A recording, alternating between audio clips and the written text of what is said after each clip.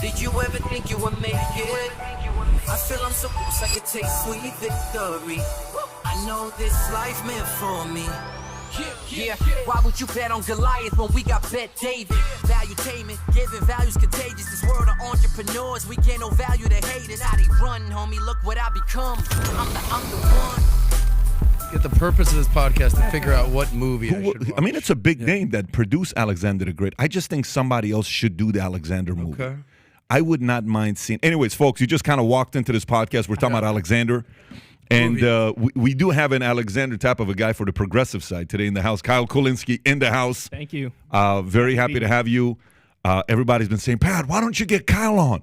You got to get Kyle on. You guys got to talk about different issues. I said, let's get him on, and I'm glad you made it out, man. Oh, my pleasure. I'm very happy to be here in Miami. Yeah, and it's good that you're turning it into a vacation. Oh, yeah. Okay? No, I wasn't going to escape the cold of the Northeast for like a day or two. I wanted to really soak it in. Yeah, well, I try to go the other way around. We just got back from Aspen yesterday.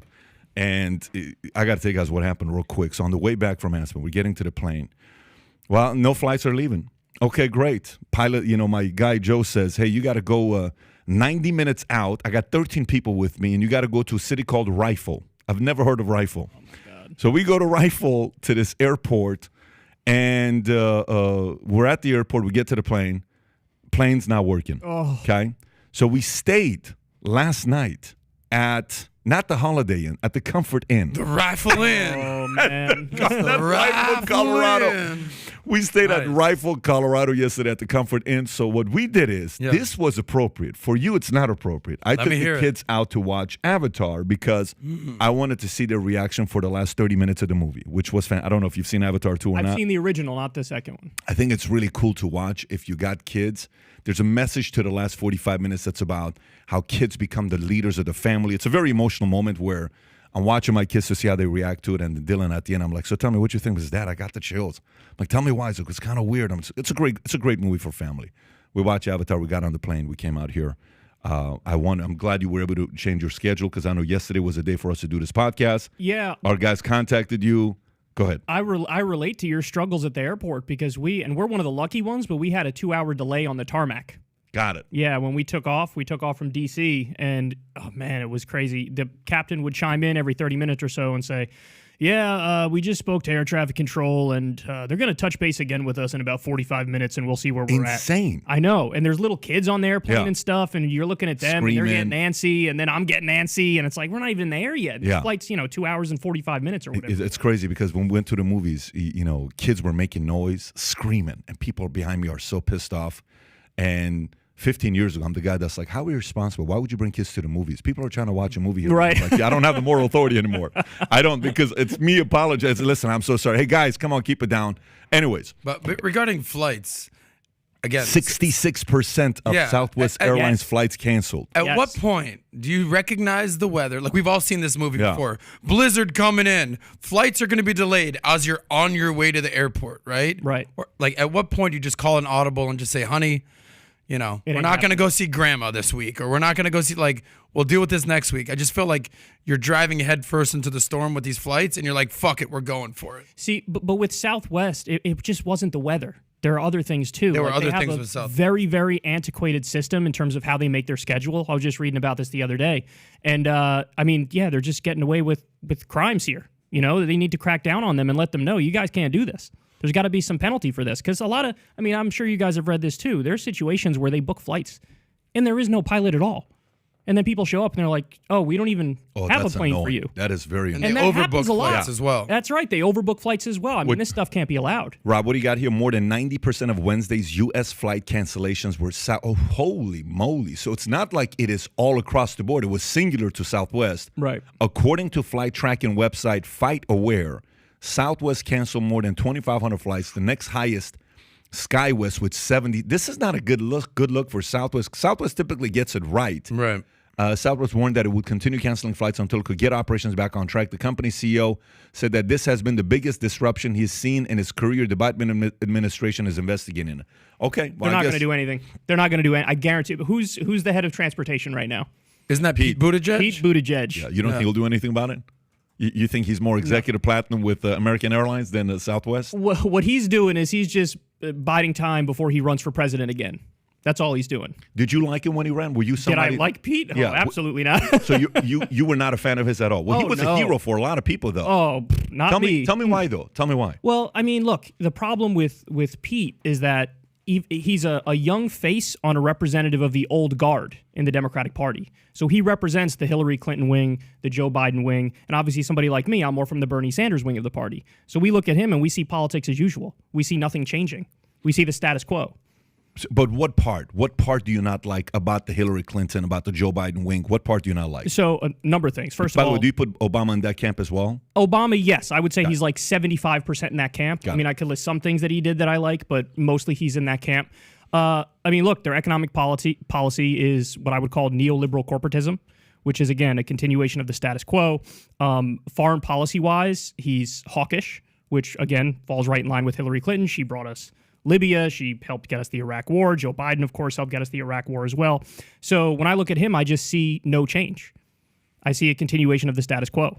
To you, by the way, what was most frustrating to me, I like a good fight, right? I mean, I don't know about you, but I like a good fight. Like, I like seeing, yesterday, Luka, 60 points, 21 rebounds, 10 assists, first player ever to do it. I don't know if you follow basketball or not. I do. Insane statistic to do something like that. And the guy's interview said, did you know you scored 60 points? Did I? I scored 60? I'm tired. I mean, just something that you've never seen before. I like a good fight. It was overtime. I like a Joe Burrow against, Tom Brady or even the World Cup. Sick, a good fight. Yeah, that was great. It was so annoying when the announcement came about. Well, Elizabeth Warren, Pete Buttigieg, everybody else, Bernie Sanders is dropping out, and they're all supporting Joe Biden. I wanted to see, you have no clue how bad I wanted to see Trump against Bernie. Yeah. Oh, that would have been insane. I actually think they have some things that they agree on, which would have been interesting because I don't think they both like the swamp. I think both of them are against the swamp. And it would also, this is the second time they did it. Hillary did that, and now Biden did it, which is quite frustrating to see that happening. When you see that two times and that's your guy, how do you feel about it? How do I feel about Bernie getting stabbed in the back? Ousted, yeah. Yeah, no, I mean, look, it tells you that there are very powerful forces behind the scenes at the top of the Democratic Party that would pull out all the stops in order to prevent somebody who would break the mold from taking power. Bernie, I think, is more in the mold of an FDR. And FDR very famously took on powerful interests. And what happened is in the 1990s, Bill Clinton came in, and he was this New Deal Democrat is what they called, or excuse me, not New Deal Democrat, New Democrat, which just means they had the DLC, Democratic Leadership Council. They decided, instead of us taking union money, teacher money, we're also going to start taking the same corporate money that the Republicans are taking. And so they decided, hey, look, I'm not on the left, I'm not on the right, I'm kind of in the middle, and I'm above the fray, and I'm an enlightened centrist. And what they did is made it so the Democratic Party was no longer a party of working people. And Bernie Sanders was trying to bring it back to a party of the working people. And they would not let that happen because they have all the money. Bernie Sanders, he famously, his campaign was built on small dollar donations. And that can get you a long way. But when there's more money on the other side and they're way more organized, and to your point, that is the organization that you just discussed. When you had, what was it, Mayor Pete, Beto O'Rourke, you had all these people drop out on the exact same day, right before a big election, and endorse Joe Biden. So weird. If and it's they not like didn't Joe do that, was doing great. It's not like Joe was he killing wasn't. it. Yeah. He got destroyed in Iowa. He got destroyed in New Hampshire. And look, if they didn't do that, Bernie Sanders would have won. Because so that was the biggest fear. The biggest fear was, what if Bernie takes over and some of these ideas, some of these guys get some momentum? Correct. Yeah. And also, I think if Bernie was president, I think he would have put Obama's record to shame. And so Obama also has a vested interest in what way? In what way? Obama has a vested interest in not allowing Bernie Sanders to become president, because if Bernie gets in there and Bernie does, let's say, universal health care, well, that puts Obamacare to shame. Because Obamacare is this, terrible half measure which keeps the for-profit health insurance companies in control. And so, yeah, I mean, he was screwed. Kyle, for the audience that doesn't know you, real quick, but obviously you've done very well. You have a YouTube channel that's done well. I think you got 1 billion views on YouTube. You were with Cenk from 13 to 21. And then you got your own thing that you're doing, and you've been around. You just told us who you're engaged to. Is it public? Can we? Yeah, everybody knows Crystal Ball. Crystal Ball, who, from Points. The Hill. Yeah. She's a rock star. Her show. Everybody was following her and her partner. Her and Sagar. Yeah, they were doing a great job. But so that's your background. That's what you believe in. So if you were to kind of say, well, these are the issues that I support, this is who I am, what would those things be? Yeah, I mean, it's very simple. I would just describe it as social democracy. Okay. So anybody can go to the Wikipedia page for social democracy and read through it, and that's basically what my beliefs are. So I believe in meritocracy. Okay. You might be surprised to hear that, right? But I want the floor to be a reasonable floor. So I want people to have the basics met, and then from that, then you achieve the most that you can. So in other words, if we're running a 100-yard dash, I want everybody starting at the 0-yard line. I don't want somebody at the negative 40-yard line and then Mitt Romney's son at the 85-yard line. I want to have a fair race. I want a real meritocracy. So that means I want everybody to have health care. I want everybody to have education. I want everybody to have the option potentially of going to, say, trade school. I want a living wage for people, so if they work a full-time job, they make enough money to survive. It's very basic stuff that I'm talking about here. I'm talking about what I think the best countries in the world at this point have already achieved. If you look at the Scandinavian countries, a lot of those countries, they provide the basics for people, but then they also rank high in, and I think you guys will appreciate this, economic freedom. So a lot of these countries score higher on like free market principles than our country does. So they cut all the red tape that you can cut when it comes to business, but they also have the basics met for everybody. That's all I want. I just want everybody to, get out what you put in, because certainly in the system we have right now, I think people feel like they're getting a raw deal because they are. What do you think was common? And Adam, I know you wanted to ask a question. So No, what do you think? What commonalities did you see between Trump and Bernie? Like when you looked at the two, what did you say? Okay, obviously they don't agree here, they don't agree here, but there is a lot of similarity here. What were some similarities between the two? So that's a great question. I would say the similarities are in affectation and posture. So Trump came in 2016 as an anti-establishment firebrand on the right. And I would say that a lot of his rhetoric back then was very populist. He said in the 60 Minutes interview, I'm going to give everybody health care. And they're like, who's going to pay for it? He goes, the government's going to pay for it. This is not something you'd hear Mitt Romney or any other Republican say. He also said, hey, I'm self-financing my campaign. Now, the details of that are not exactly correct, but still the posture was there. Very famously in a debate, he pointed at Jeb Bush and everybody else on stage and said, you hear those people clap in the audience? That's his donors. I don't have any donors in the audience. And this is stuff that people like. It was a powerful thing, yeah. It was sick when he called out the Iraq War to Jeb Bush's face in the middle of a Republican debate in a military state. I think it was North Carolina. And the audience clapped. And it was at that moment, I think it was actually Ben Shapiro who made this point. It was 100% correct. He said on Twitter, this thing's over. And this was early in the race. If you can get a military crowd in North Carolina full of Republicans to cheer against the Iraq War, it's over. And so I think that the anti-establishment firebrand is what Trump brought to the table, and Bernie brought the same thing on the left. So I think the 2016 iteration of Trump was populist right, and Bernie, I think, has always been kind of populist left. And they tapped into a real anger. Now, of course, I think their solutions are very different, and I don't agree with Trump's solution. I think he governed more or less as kind of a standard establishment Republican in many ways. But in terms of how he presented to the country, it was very clear that he was taking this populist right, anti-establishment lane. This term populist always kind of bewilders me. It's like populism. So I kind of want to break down what it actually means to be populist. Sure. You're basically saying Trump was the populist right in many fashions, for sure. Biden, populist left. By definition, what populist, just you're popular. You're saying things that the majority of people want to hear. But obviously Bernie, what he stands for is wildly different than what Trump stands for. So I guess my question is, how can they both be populist? What's the overlap right there? I'm sure a lot of people who supported Trump would have actually voted for Bernie because they kind of want to just burn down the establishment. Break down kind of what you think populism is today. Well, I would say it's just hatred of the establishment. And you saw that among Trump voters. You saw that among Bernie voters. The literal definition would be something more along the lines of, doing the will of the people, which is true. But I think that the connecting tissue is that like anger at the system. Whereas you look at somebody like Hillary Clinton and it was like support of the system, prop up the system, explain why I think the system is good. You look at somebody like Joe Biden, same thing. You look at somebody like Mitt Romney on the right, or the other Jeb Bush. These people are, hey, we got a good thing going on here. The institutions are kind of working, so let's not fiddle with it too much. Right. That's their argument. Whereas the Trumps and the Bernies are like, this fucking thing is broken, and that's why you guys are angry. And so I'm going to help you change that. So regarding the system, this thing's broken. I think we've seen over the last couple of years since COVID, like the overreach of the quote unquote system. And Trump famously made the swamp so famous, right? But one could argue maybe the system is kind of what got us here. These world alliances, trade agreements, NATO, you can kind of argue the pros and cons of this. But for America, the system hasn't been all bad, has it? I mean, it's you don't want to tear everything down, tear down democracy, everything we've worked for, because there's some bad things going on. No doubt there's some things we can improve. So this whole like anti-system thing, Yeah. what's the validity with that? So there's a vibrant debate that's always been going on the left, and it's reform versus revolution. And the real hardcore types will tell you, no, I believe in revolution.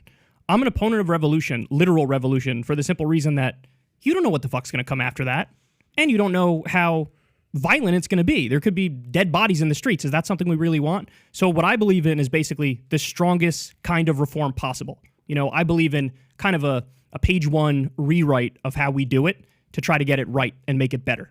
So I hope that answers your question. So let me ask this. Sure. So sell me the dream on your ideas. I'm a 22-year-old, okay? I just got out of college. Oh, not even that. I'm in college. I'm taking an economics class, and they have a speaker, 1 hour coming in, and you're selling me on the idea of socialism, okay? To say, okay, I mean, social democracy. Yeah. Okay, I mean, it is different. It's very different. Yeah, I'd like to know the difference between the two, but sell me the dream on, hey, Patrick, you're 22 years old. I'm a regular guy. You know, my parents divorced. I don't have a lot of money. My dad's a cashier at a 99-cent store. I came from Iran. I lived at a refugee camp. I'm a regular guy. There's nothing about me that I'm coming with family money, any of this stuff. Sell me the dream. Hey, Patrick, you ought to one day, ... Sell me that dream. What does that look like? Well, I mean, I think you should do whatever it is that you want to do. And I think you should be able to have a shot to do that fairly. So, in other words, I don't think you should go bankrupt if you get medical bills. I don't think you should, have student loan debt that's so extensive that you can't ever pay it back. And by the way, you also can't file for bankruptcy on it because that's the way that they wrote the laws. I don't think people should be loaded up to the brim with credit card debt. Credit card debt is at a record high right now. I just read a stat the other day, 63% of Americans are living paycheck to paycheck. So really, to sell you on the dream, I would honestly just point at some of the Scandinavian countries and say, look, they haven't eliminated capitalism. What they've done is they've harnessed the good parts of capitalism and mixed it in with the good parts of socialism so that they have, an intelligent hybrid where somebody who's 22 years old, just getting out of college, can have a chance to do whatever they want and make it. So, okay, and I rebuttal because let's just say there's a classmate sitting there and his dad's an executive at IBM, hypothetically, and he's doing $600,000 a year and he lives in a nice community. Yep. He says, so Kyle, if my dad's told me if these Scandinavian countries are so great, how come you're not moving there? And why is it that 40 million immigrants choose to come to America? And why don't they choose to go to some of these countries? What do you tell that 22-year-old smart aleck? Well, why I'm not going there is because it's fucking cold. I'm in Miami, and I'm enjoying being in Miami right now. So if it was warm, you would go, is what you're saying? No, because I love my country. I love America. Whenever I criticize America, it's coming from a place of, like, I want to try to improve it and make it better. I don't think everything about this country is bad or wrong, but I think that there are things we can do to improve it. And, there's a very famous quote from one of the founding fathers, dissent is the highest form of patriotism. In the same way that if, God forbid, we saw one of our kids behind a dumpster smoking crack behind an Arby's, we'd be like, you know what? We're going to try to get them some help. We're going to try to get you in rehab. We're going to work on this. We're going to fix this. It's that same mindset that you apply to the country. It's, when you look at some of the things going on in this country, you say, this can't continue. I mean, we have 45,000 Americans that die every year because they don't have access to basic health care. That's something we can fix. And there's a lot of work put into convincing people that it's just a law of nature and there's nothing we can do about it. No, there's a lot we can do about it. Okay, so let's stay on that. Hang on one second. I want to stay on this. So I want to go to the 22-year-old and selling the dream to this kid. So going back to it, I don't know who we had here on the podcast, but somebody recommends a restaurant to you. How do you and I judge a restaurant at noon? Like, let's say, hey, you know what? I've never been to Rifle before. Let's go there to eat for lunch. How do you and I judge a great restaurant? How the food tastes, how the atmosphere is. And then, okay, so the atmosphere meaning what? If the place is packed at noon and there's 100 people there and 20 people waiting to get inside, they're doing something right, okay? If you and I go to a restaurant at night and you're like, there's a restaurant in L.A., Rafi's Place, I go there all the time. If you go there on Mother's Day, it's a 3-hour wait, okay? Every day it's busy. It doesn't matter when you go there, right? If anybody says anything bad about the restaurant, like to say, well, my thing is I want to make this restaurant better because I think this restaurant can do, if they put the chairs this way and it's not fair to the fact that the employees and the busboys and da-da-da-da-da. And I'm like, yeah, dude, but it's a good restaurant. But it's not a good restaurant because you and I have an opinion that's a good restaurant. It's a good restaurant because it's always flipping packed, right? So if America was, and I know this is a random analogy I'm using, but if America was a restaurant, America is so packed and it's got a waiting list that if it's so bad with the existing ideas that it has, why do so many people still want to come here and not anywhere else? Well, there's a very simple answer to that question, which is if you look at the places that a lot of these people are fleeing, they've been absolutely obliterated. They've been destroyed. So a lot of these countries have been ravaged by the drug war, whether it's, I think in Honduras, I read a fact a couple years ago, in Honduras, there's more violence than there was in Iraq at the peak of the Iraq war. So it's a pretty crazy place. I'm going to try to flee that. Yeah. I don't know about you. I'm trying to flee that. I'm going to try to take care of my kids. Mexico, similar situation. You have these drug cartels. Effectively, with help from our policy, we've made these narco states, south of us. Yeah. And so you have these, gangster states that are run by drug cartels because what we've done is we did the war on drugs. We made it illegal. What happens when you make it illegal is it gets pushed underground to the black market. That's how you make the drug cartels more powerful. The same thing happened here with prohibition when it came to the mafia. We made the mafia way more powerful because we decided to make alcohol illegal.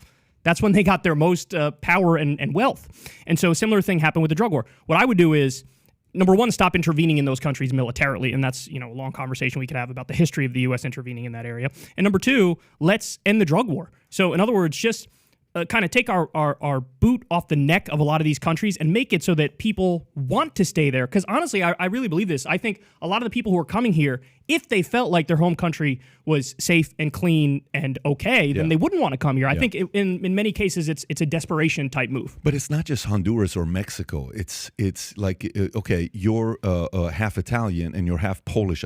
Is it Polish or? Yeah. So my mom's mom is from Italy, basically, and on my dad's side, it's more of my last name Kulinski is a Polish last name, but I think it's a little more confusing than that. You got a little bit of everything. Yeah, I got a little bit of everything. Okay, but even think you take your Italian, right? You take Jews, you take anything else you take. If America is so bad that some people sell it as being so bad, why do people keep coming here? What is so like, okay, when we were in Iran, we had options. People were going to Spain. Some were going to Australia. Some were going to this. Only because they couldn't make it to America. But everybody's number one on the list was to come to America. You know what I'm saying? It wasn't like they wanted to go anywhere else.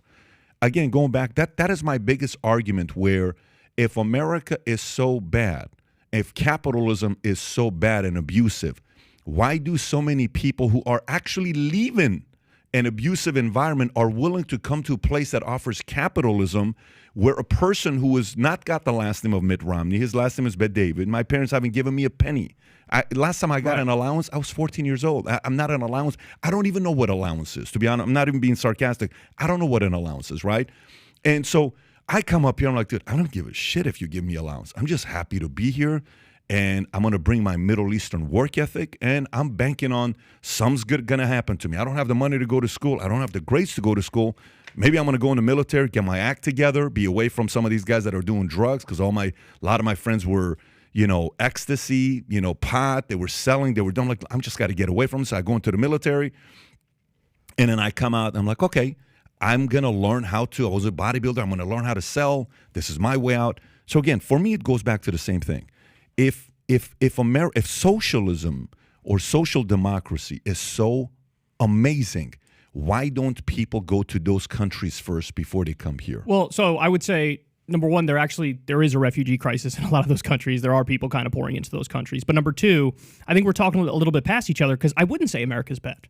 Of course I wouldn't. I'm here. I love this country, right? The question is, I think it's just the wrong conversation to have. You're not a capitalism guy. You're not a support. Well, social democracy harnesses the best aspects of capitalism. Okay. So there is an element. So maybe unpack the difference between the two. Sure. So there's socialism, there's democratic socialism, and there's social democracy. Social democracy is a hybrid of capitalism and socialism, where basically you take the best aspects of capitalism, the best aspects of socialism, and you have this mixed system, which in theory would yield the best results. And the reason why I believe in that is because I think there's a tremendous amount of empirical evidence to those ends. So, like, for example, they do this study every couple of years, this Commonwealth Fund study, where they look into the healthcare systems of basically, a lot of the developed countries, 11 of the developed countries. And when they do that, we always rank, the U.S. ranks 11th out of 11.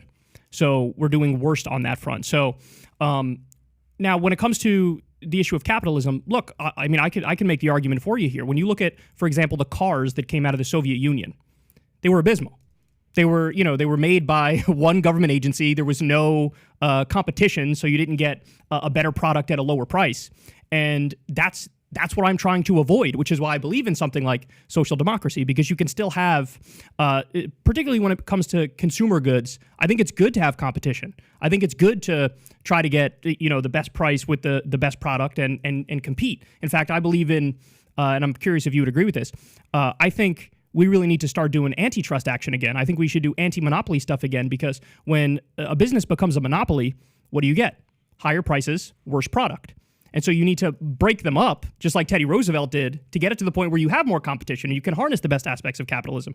So when you talk about that, so I believe in that, while at the same time I also believe in taking care of the basics. So in other words, they have like sectoral bargaining in a lot of the Scandinavian countries. That means you set wages. The union negotiates with management and you set wages kind of across an entire industry. I think that's a good idea because it helps working people out more. I believe in, like I said, universal healthcare, universal education, or trade school. You should have your choice. And I think they do that in Germany. They give you an option. You want to go to trade school or you want to go to college. I just hate this notion that in this country, some people come out of college and they're $80,000 in debt and they're like, well, what the fuck do I do now? And I can't even pay this back. And then they got to go take a job where they're way overqualified to even take that job. I think that's fucked up. I just think there shouldn't be such a thing as medical debt or school debt. And I don't think these ideas are all that radical. I think most people would agree with this, even people who would consider themselves capitalists. So let's go through the school debt. Sure. Let's go through the school debt. So who caused that? Like, meaning, how did we get here? Because 40 years ago, college wasn't that expensive. If you look at the numbers of 40 years ago versus today, I think inflation, CPI is 220% in the last 40 years. Since 1970 or 1980, I think it's 1970. And then cost of college education has gone up 1,200%. CPI 220%, inflation 1,200%. How do we get to a point where college has become a business? It's no longer like what it once was started for. Yeah, well, college was free or nearly free in California, and then Ronald Reagan came in and took that away. So it really is a matter of priorities. I think this is something that honestly should be fully nationalized. I think we should have a fully nationalized education system, trade school system. I think this is one of those areas where we've kind of experimented with the free market, and the results have been disastrous, in the same way that I think for-profit health insurance companies are basically just a legalized mafia that's in between you and your doctor, where they take their cut and they price gouge you. That's not every industry that would fall into that category. I think there are many industries where capitalism and competition works out for the better for people. Yeah. This is just not one of those industries, and I think the evidence bears that out. So nationalized college. So I guess the question goes back to the following: if I got $1 billion, and you have a choice between giving $1 billion to free enterprise. Okay, let's give $1 billion to Elon. Let's give $1 billion to Musk. To Bezos. Let's give $1 billion to whoever that's in the free market. Take any of the top 200 guys that made it from zero to there. Okay, give $1 billion to them, versus giving $1 billion to the U.S. government and say, here, go see what you can do with $1 billion.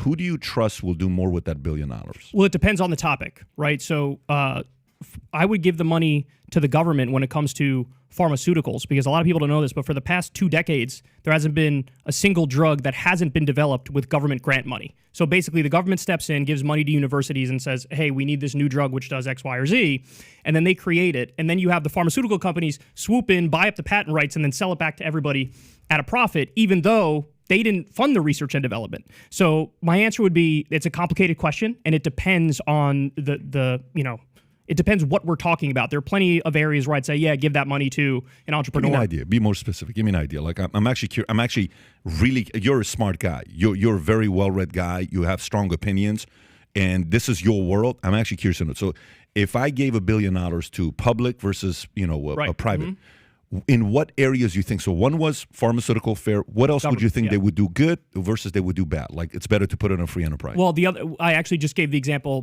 before. I think with cars. The government should have no business in cars. So cars no business put a free in enterprise. Yeah, of course. No business in, I don't want the government building like furniture or some shit. That's something that's squarely for technology, for the private sector. Tech, I think, is a little more complicated, because a lot of the products that we use today that we kind of take for granted, like stuff like these phones, a lot of that was originally developed with funding from NASA. So in some ways, the government actually does science and technology very well. But to your point, yeah, there's plenty of entrepreneurs and private investors who would probably do it just as well, if not better, on some topics. Yeah, that's the part that it concerns me. I think everything is incentive based, right? Like I agree with that. It's motive based, incentive based, and I think it's everything: parenting, relationship. When two dates and they're sitting there saying, well, what is the incentive of me working my ass off for you? What's the incentive of me having kids and having my body go through the mess it's going to go through for you? We may not publicly say it, but we're privately thinking about it as we're going through this process, right? So you said something else earlier with Mitt Romney. Yeah, I want everybody to start at the same level when they get started, right? Versus it's not fair that Mitt Romney's a bad example. We can use anybody's kids. Paris Hilton. Exactly. That's a great example. That's the better example, actually, right, to say, it's not fair. Who is she to all of a sudden, hey, I'm doing a documentary, people want to watch me, look how cool I am, et cetera, et cetera. Okay, so what should it be? So let's just say I am the Hilton family and we got $2.5 billion of money. Mm-hmm. How much of that should end up going to Paris? Well, that's a good question. I think that needs to be debated by the people and determined by the people. But if you're asking my personal opinion, I want to know yours. Yeah, my personal opinion. I think I wouldn't go as far as some of the revolutionaries to say like she should literally start with nothing and inherit nothing. Yeah. I think that's far too extreme. Yeah. But I wouldn't lose a wink of sleep if she went from having $2.2 billion to, let's say, having $50 million. I think Paris would be just fine with $50 million. 99%. And honestly, I think this exact example, crazy. I think is a good example where a lot of people would see where I'm coming from, whereas there's others where it might be a little more say what, give your argument. Yeah. I got to follow up to that. No, I mean, because because the way we think of the economy, we think of it, some people do, I should be clear, as like it's a merit-based thing. It's a meritocracy. Yeah. I don't buy that at all. I think your human value versus your market value are totally separate things. And we judge everything based on market value. So somebody like Paris Hilton, what has she contributed to the world? She's contributed nothing. And we're going to feel bad if she inherits $50 million. And that's just because people would look at it on paper and say, well, her dad had $2.2 billion or whatever the fuck. And it's like, I think she's going to be okay with $50 million. I think the people that I'm concerned about are the people who are busting their ass and getting absolutely nowhere, people who work 2 or 3 full-time jobs and they don't make enough money to survive. And I think one of the best groups that you can tax in a society is rich dead people to give everybody else a chance. They do tax rich dead people. It's called the estate tax. True, but it's like 0.001%. It's a very, very tiny number. I think it kicks in. You can fact check me on this. I think it kicks in over $5 million or $11 million. 20 million is the number. Oh, now it's 20 million. Okay, it's been so that. Well, it goes back and forth between different administrations. Bush pumped it up. Yeah, but it's very high, right? Yeah, but still, what the tax? When you said 0.1%. That's not what they're paying in tax. No. Oh, I know that. No, I'm saying it only applies to the top point. Of course, what percentage of people are worth $20 million? But do you know what the estate tax actual amount is? Do you know the number? 50, 75? Exactly. Yeah, something like that. Yeah. So if you're worth $50 million, right? Mm-hmm. There's a 20% threshold, so that's tax exempt. And now you're paying that $30 million additional, you have to pay 50% to the government. The death tax. Number one, you've already been taxed prior to receiving that money. So it's a double taxation, which we can go on for days on how that works. So you already paid the income tax, ordinary income tax, or whether it's capital gains, what have you. And now, speaking of dead people, now you need to pay an additional 50% upon death. But would you say Paris Hilton earned it? That's my question but for that's you. not, I don't, Paris Hilton, she came up with the word, that's hot. That went viral. Good for her. Awesome. But regardless, Paris Hilton is the perfect poster child for someone who is just lucked out and got the money. Correct. And I say we stay on this story. This is a good example. And that's fine. Yeah. But should the Hilton family that created industries, hotels, jobs, brands, everything, are you saying that they should be taxed at 99%? Forget about Paris or Nikki or whatever brother or sister. Who cares? The only reason we know their names is because she's famous and she's kind of, had the ability to leverage her name to become famous, and kudos for her for that. But you're saying that the family should be taxed because they've done so well? No, in this instance, I'm specifically talking about Paris and how much money I think she could get. And clearly I'm pulling this number out of my ass because, it has me to come up with a number on the spot because I don't know. I actually don't know how much money her family had. I don't know how much money she had. This isn't, I think the audience knows that we're just having a conversation. Yeah, no, I understand that. Yeah, so, but I think my point is, the fact that she's inheriting $50 million when her only contribution to society is that she's part of the lucky sperm club, like, I don't feel bad for her. let me ask, and I don't think she's a victim. I don't think she's oppressed. Yeah. I think if Paris Hilton got $50 million, she wouldn't lose a wink of sleep, and we could actually, and this is the more important point, take the money that we're taxing, and under a system that I'm in control of, if I was God, Emperor, King, right, what I would do is I would take that money and put it towards things that actually help people. Now, how much of that move the needle, though? Let me come to a point of agreement with you, though. I would agree with you if you say, hey, let's do this tax on Paris right now. I would say, well, I need to see where that money's actually going to go. What are we going to allocate that money to? Because if you say I'm going to take that money and I'm going to turn around and use it to bomb Afghanistan into smithereens, then I say, you know what, we're right. We probably shouldn't do that plan because I don't want that money going to bomb poor innocent kids. But if you tell me we're going to take that money and put it towards whatever, fill in the blank, a UBI program, healthcare, then I'd say, yeah, that makes sense. So then the challenge with that becomes you're going back to ESG. It's a form of ESG to control where my money goes to. And somebody may say, who the hell are you to decide where my money should go to? But there's a different follow-up question I got for you. The follow-up question I got for you is the following. You have 3 kids. Yes. Three kids. I'm stepfather. Are you planning on having more kids yourself? We don't know. Okay, let's just say you do or you don't. But you have 3 kids. Okay. What percentage of what you know are you willing to share with your kids? What percentage of my knowledge? Yeah, your knowledge, your life experience. I'd share it all with them if I could. That's unfair, though. We should tax it. Knowledge is not the same as wealth. But it is, though. I wouldn't say that. Let me explain to you why it is. Go ahead. I mean, are you kidding me? Like, if I was a kid and I was every night I come home and I'm having dinner with you, and you're asking me all these tough questions and we're getting into it, you know what you're doing to my brain? I mean, are you kidding me? My brain is getting sharper just by being your kid, because I have to be sharp to be your kid. You're going to challenge me. You're going to push back. You're going to say, why do you think this? What about this? And do you know the story about this? Versus another person that is raised by a simple father that doesn't have your kind of knowledge. That kid's like, yeah, we never talked about that kind of stuff. We just talked about basic stuff. So to me, if I have the edge of a father like you, I think that is also unfair to say, well, you can pass down the wisdom and the knowledge that you have, which is way more because you're more well-read than the average father. We should tax some of that knowledge, and only 20% of it goes to your kids, or 5% of it goes to your kids, because 2 kids comparing a parent that is not as knowledgeable as you versus another one that is at 18 years old, we're not having a fresh start. Your kid's got an edge over my kid because your kid has got a little bit more challenging conversations at night than others do. You know, like the Kennedys families, their tradition was at night they would sit down and have debates and they would have conversations. I think that is a very, very big edge. So, but I think you ought to be able to pass on anything you want to pass down to your kids, even if it's all the knowledge and the wisdom that you have. So, just out of curiosity, let's say, take me out of the equation. Let's just use an example of somebody who's probably closer to this. But let's say Elon Musk becomes a trillionaire. When Elon Musk dies, should he be able to pass $1 trillion to his kids? Well, he won't, because he'll pay the estate tax. No, but I'm asking you in your ideal system. I told you in my ideal system what it would be like. Fair so what do you think? So of that trillion, what do his kids get? But let's just say the whole thing. Let's say he's worth $3 trillion, which is very likely for him to worth $3 trillion. And the reason why I'm using 50% is still going to be $1 trillion going to the kids, right? $1.5 trillion going to the kids. Yeah, I think yes, because a couple different reasons. All of it? Let me explain to you why. I'm willing to listen, of course. Because to me, so you ever been to the Hearst Castle, or you ever been to what is that one? Hearst Castle in California. Yeah, what is the J. Paul Getty Museum? I don't know if you've been to the J. Paul Getty Museum in LA. It's really cool. If you ever go to LA, it's off the 405 freeway. It's a really cool place to go to. Okay, this guy had 5 kids. I don't know the exact numbers, but he left his kids only $1 million apiece. Okay. And he took the rest of the money and he put it in an account, and the interest on that account gave the world a free museum.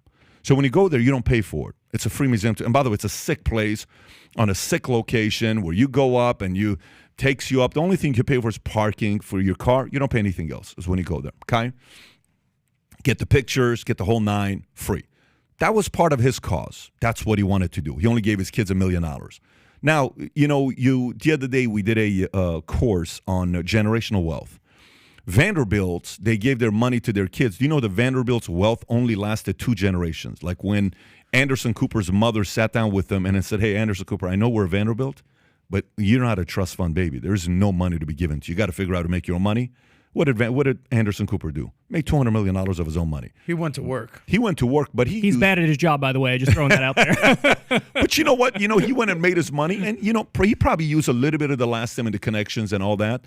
But then some of the families, the money's been kept for 6, 7 generations. Right. Medici, you can look at some of these other ones. Love them or hate them, they've kept the money in their family. Whether it's Rothschilds, Koch brothers, these are some of the most hated people in the world because the money's been passed down. And the general feeling of, dude, I got started and I had nothing. You already rich just because your last name is XYZ. I think it's the parents' decision to do what they want to do with the money. Unfortunately, most of the parents don't make the right decision on how they give the money to the kids. Nowadays, there's a lot of different estates. There's a company called Ronald Blue that helps you set up estate planning. And it's so funny. They have a meeting with your kids, and they'll say, listen, you guys are the Kulinski family. Great job.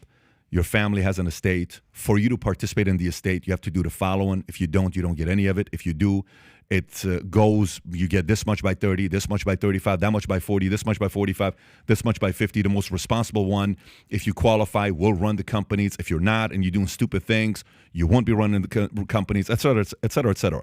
I think the parents who screw up with the money, that kid is not going to keep the money anyways.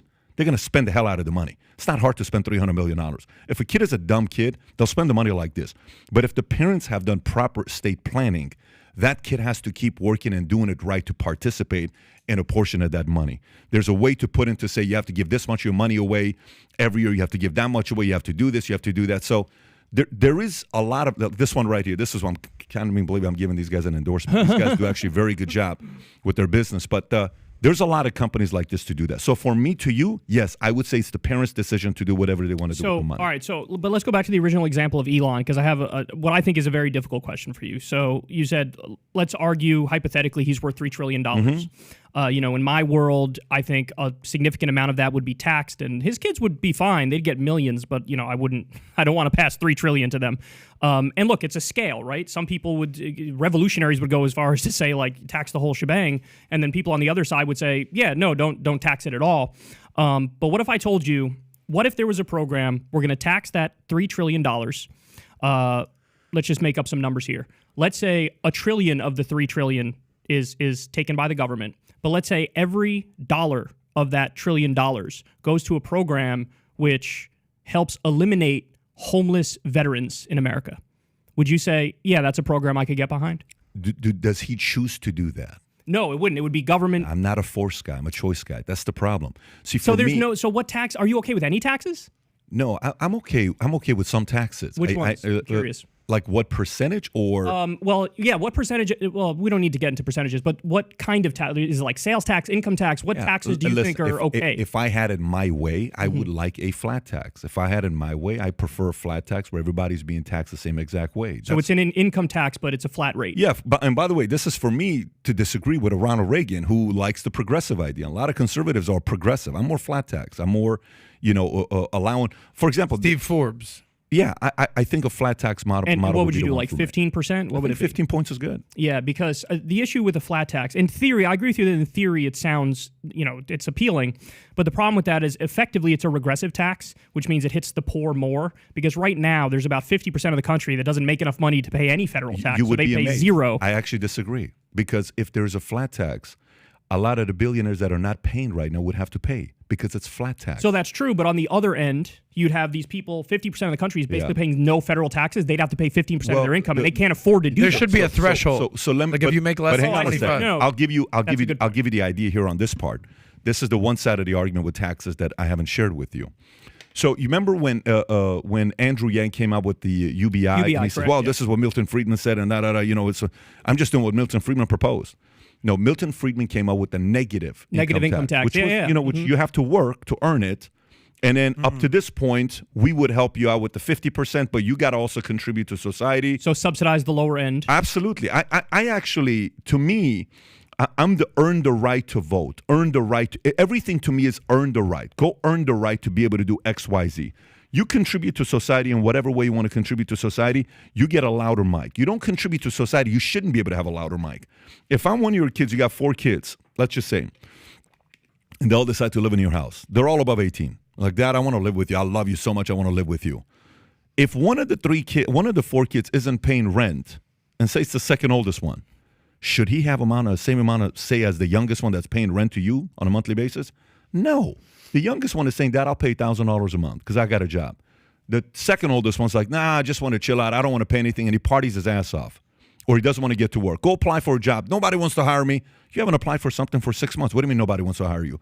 I have a very big problem with that person having a voice in that house saying what to do. You haven't earned the right to have a voice. So the issue with like earning the right to vote is that if you look at the, old school Jim Crow South, they had this thing like you have to do a poll test to show that you're a good citizen, that you understand the country before you can vote. And that was just like a stealth way to try to take away the vote from poor people and from minorities. So, I mean, look, we live in a country, there's going to be some percentage of the country that are just fucking idiots. But that doesn't mean you could, take away their basic rights. So I think that, everybody, as long as they're over a certain age, I think they deserve the right to vote. If that's the standard, that we set, then yes, you're right. Some people will be fucking idiots if you're going to say that's the standard.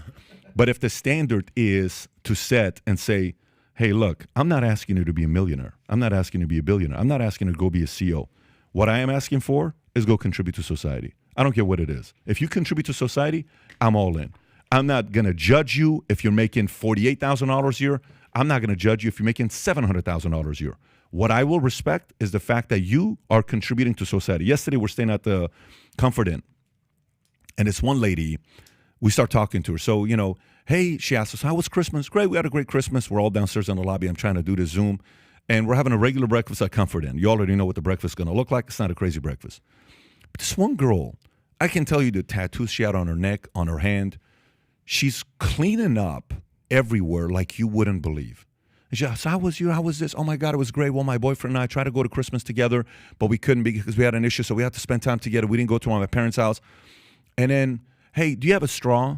She goes upstairs, grabs a straw of her mom's, and she says, I washed it, everything. I know it's not it's a used straw, but I cleaned it for you. Do you want to use this for your kid? Because, our baby only. And my nanny's like very sensitive with stuff. She's like, no, I'm not going to use that straw. And rather than giving an attitude, she says, no problem, I'll be back. The girl gets in the car, goes to her place, brings 2 straws that are covered with the whole thing around it. And she says, here, so where'd you get that from? Oh, I went home and got it for you. You're kidding me. No. Do you know how much respect I got for that person that's working at that Comfort Inn? Absolutely. You know what I did to her? I gave her a tip. She said, no, we can't accept tips. I said, well, I'm going to leave this money here. Don't take it if you don't want to. This money's staying here. So you can either leave it here or someone's going to take it. She said, well, that's the case. I'll take the money. I said, you've earned the right. I value service.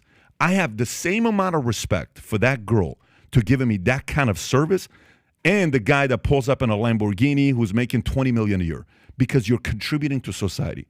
When you say there's going to be a lot of messed up people in America, I have a problem making that be okay rather than challenging them to say, go contribute, even if it's this much. For that woman, let's say you were somebody else and you're kind of an asshole and she gives amazing service and then they don't tip at all. What would you say about her? Shouldn't she get a raise? Shouldn't she be paid more upfront? Because I have a problem with the minimum, the exception to the minimum wage rules, where it's like, well, we have this minimum wage, but then if you work in this industry or that industry, you actually make less than the minimum wage, and then you have to earn it in tips. Well, I think in many instances, wage that's like fucking servers. bullshit. That's yeah, you could literally work full time and then not make enough money to survive. I don't think that should be a thing. I think and to your point, I think that if you're running a respectable business, like, you need to earn the right to be in business, and that means you need to pay your people, if they're working full time, enough to get by. But if you don't, somebody else will. So that's a great thing about capitalism. We crack down on the people who are cheating the system and who are fraudulent. I don't think they survive, Kyle. Many of them do. No, they don't. They don't survive. You don't think there are any companies that pay less than a living wage? They do, but they can't keep good people, though. They can't keep good people. Kyle, listen, how long? If you're have you ever been in a relationship where a person didn't value you? Oh, absolutely. What'd you do? Eventually, we left, yeah. Okay. Mm-hmm. Have you ever been the asshole to her? I'm sure I have. I have too. And what did she do? She left you and I. Sure. But the point is, people eventually leave assholes, okay? Like, this isn't like, where we're living in the Middle East and you have, it's a sweatshop in China. And no, this is America. Yeah, in America, you have choices. You have options. So even if the guy doesn't pay well, you leave. If they don't leave, here's what's the worst thing that happens. Can you pull up the story with what McDonald's just did, the first full-on automated, I don't know if you saw this or not, that's, showing what it's doing. they're going to go automated, and they're going to say, but here's the thing. I think they're going to do that anyway. I think we're moving towards that anyway. I do as well. So then we need to find a way to ameliorate when the bottom floor falls out from underneath everybody who's already struggling and it gets even worse. We need to find a way to ameliorate that. We're going to be dealing with real civil unrest, the likes of which we haven't seen in our lifetime. See, for me, on the first question, by the way, when I said people are going to leave and find another job, here's for me, okay?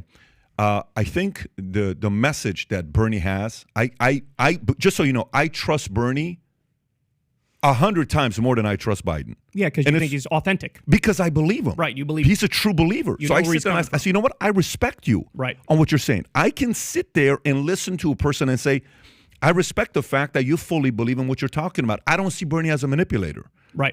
I see Bernie that maybe, hey, you know what? Let's pay minimum wage should be this much, and then he was paying one of his interns $12, and he came out and said, shit, we screwed up. I didn't know about it. Okay, none of us is walking on water. My standard isn't walking on water. I'm not going to sit there and say, well, look at him. We should tax the millionaires. Now it's taxing the billionaires because he's now a millionaire. Fine, totally get it. So the marker's moving a little bit more. But it's always tax the people that are a little bit richer than me. That's a little bit of the contradiction that comes with the taxes. But going back to this part, this is my challenge. Here's my challenge. My challenge becomes, Kyle, in our house, the currency is reading books, pages. So if you read, you're able to have leverage to ask me for things, okay, if you're one of my kids. The moment you turn 6 years old, you have to read 20 pages a day. You read 20 pages a day, you can ask for things. You read 20 pages a day, you get iPad every weekend for 1 hour, okay? You're able to watch TV and movies on the weekend, okay? You read 20 pages a day, you're able to ask XYZ every quarter, okay? You read 20, the currency is reading. So we're having this game, we're playing Scrabble. And my kids are able to come up with all these different words because these kids read, okay? We're playing this Jeopardy type of a game. Questions. Did you know this? All of a sudden, my kid answers something like, what? I never knew that. How did you learn about that? Well, because I read XYZ. He's read like 500 WHQ books by 10 years old. I think I come to you versus I go to him. And both of you guys are my uncle. And I'm his son, okay, hypothetically. So I go to Adam. And I say, Adam, I got to tell you, man, I'm so sick of my dad, Rob. It's just, I'm so sick of it. He wants me to do this. He wants me to do that. He wants me to eat this. He wants me to train like this. He wants me to read this book. I'm so freaking tired of my dad.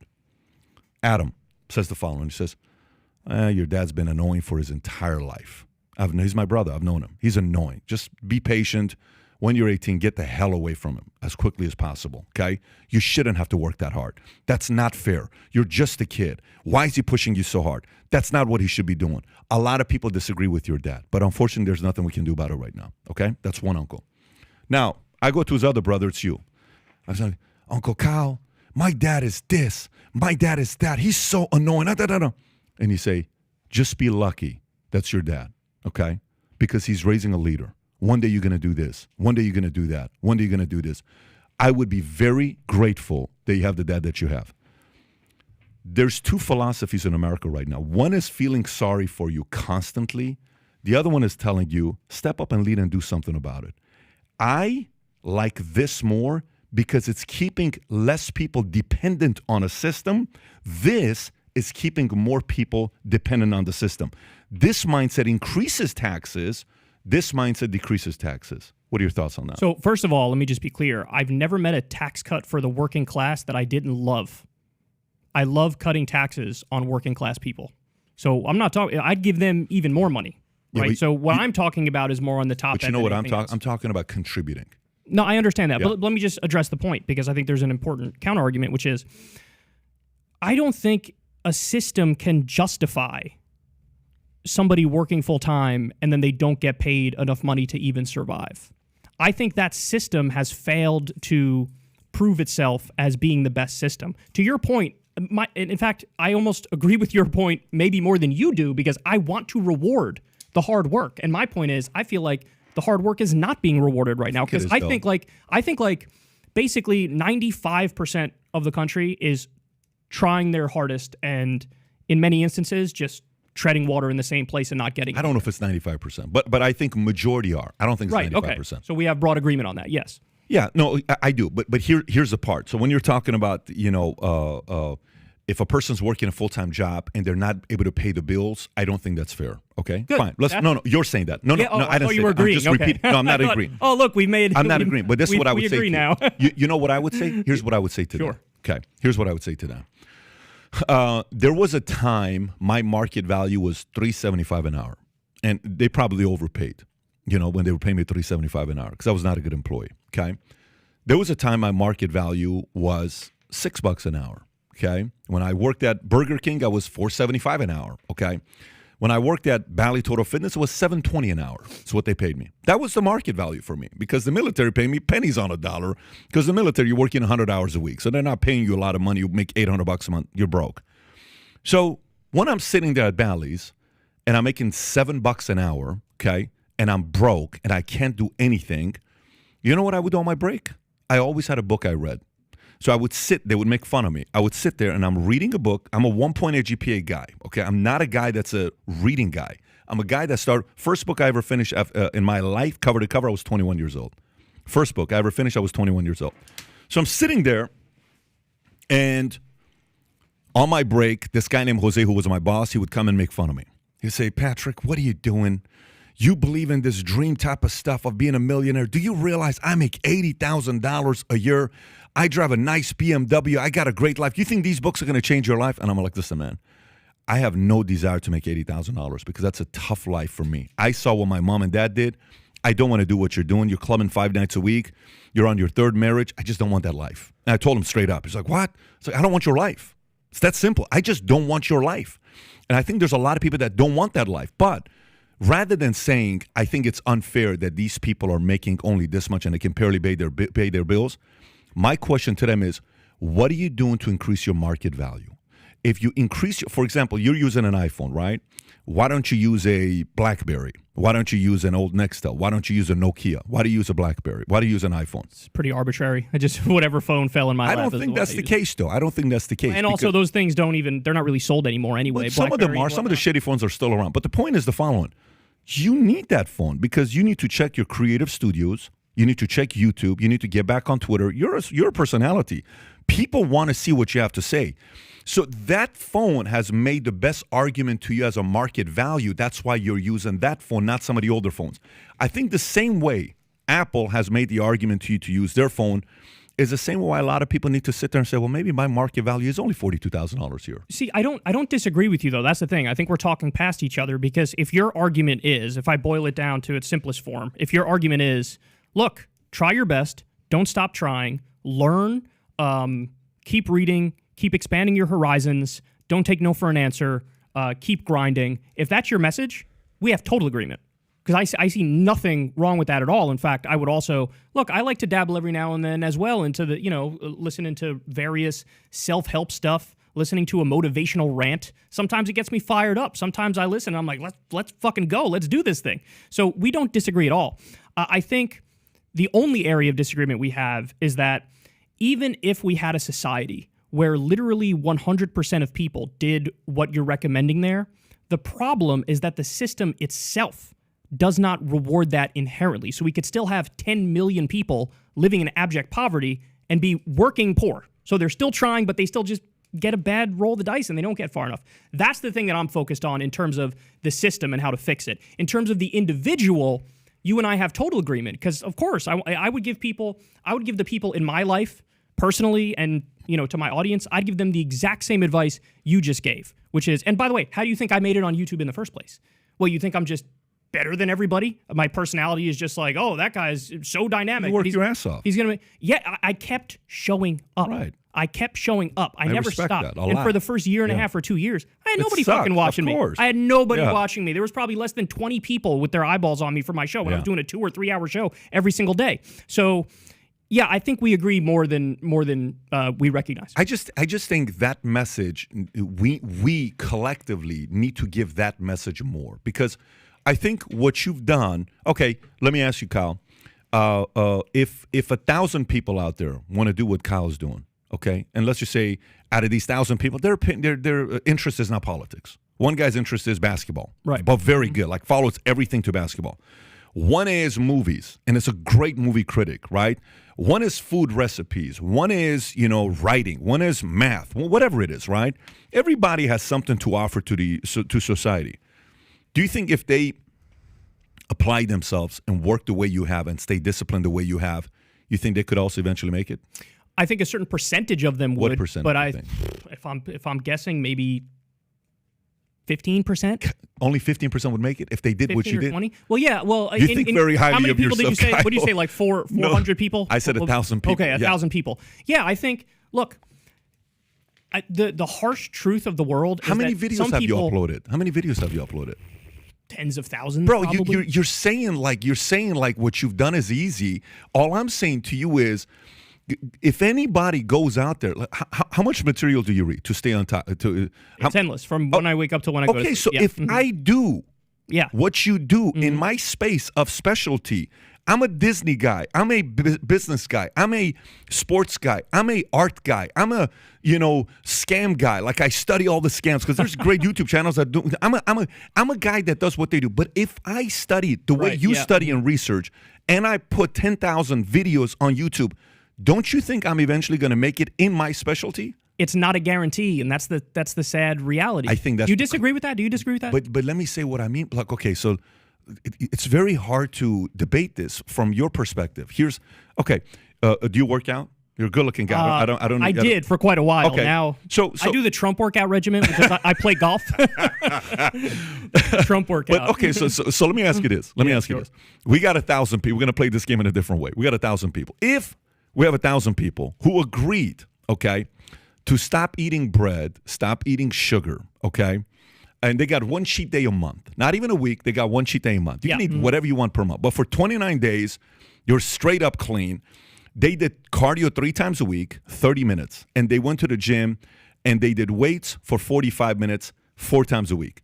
If 1,000 people did it, they're all losing weight. They're all losing weight. Every single one of them is losing weight. But the point, what I'm trying to say is, if people followed your methodology of researching, reading, working 10,000, busting their ass when no one's watching them, they're eventually going to win because that's how formulas work. I understand that. I guess the core of our disagreement, though, is how much can be attributed to nurture/environment versus nature. And I think the core of our disagreement here is, especially when it comes to this particular field of YouTube, we all know people. Let's keep it real. There are people who have effectively anti-charisma. Sometimes there are some people who talk and you go, they have that X factor. I listen to them and I'm like, I want to listen to every fucking word they say. And then there's some people where the second they open Yeah, it's called a high tune-out factor. Yeah. We're familiar with that around here. One of the biggest YouTubes right now blowing up is ran by a guy that has he's not a charisma guy. Who, Lex? No, I get it. Look, He's not a charisma guy. Lex Friedman? But he's so beyond he smart. does have his own charisma. I'll disagree with you on that because, and I think Noam Chomsky too. Agree or disagree with him? He makes monotone sound. I've good. had him on. Lex makes monotone sound good. Yeah. Yeah. But so, I don't think when you're smart, people will listen. You know what's crazy? Like I've been in sales for 21 years. What I used to judge as somebody that's going to be a great salesperson, I failed miserably. Let me explain to you why. So I would see a guy, I'm like, oh my God, this guy's personality is freaking, this guy's got to blow up. He's going to make millions, right? All of a sudden, it's like, no, he didn't. He was lazy. And then I had a guy that was terrible accent. From stage, he would say, the key to success is you got to focus. I'm like, what?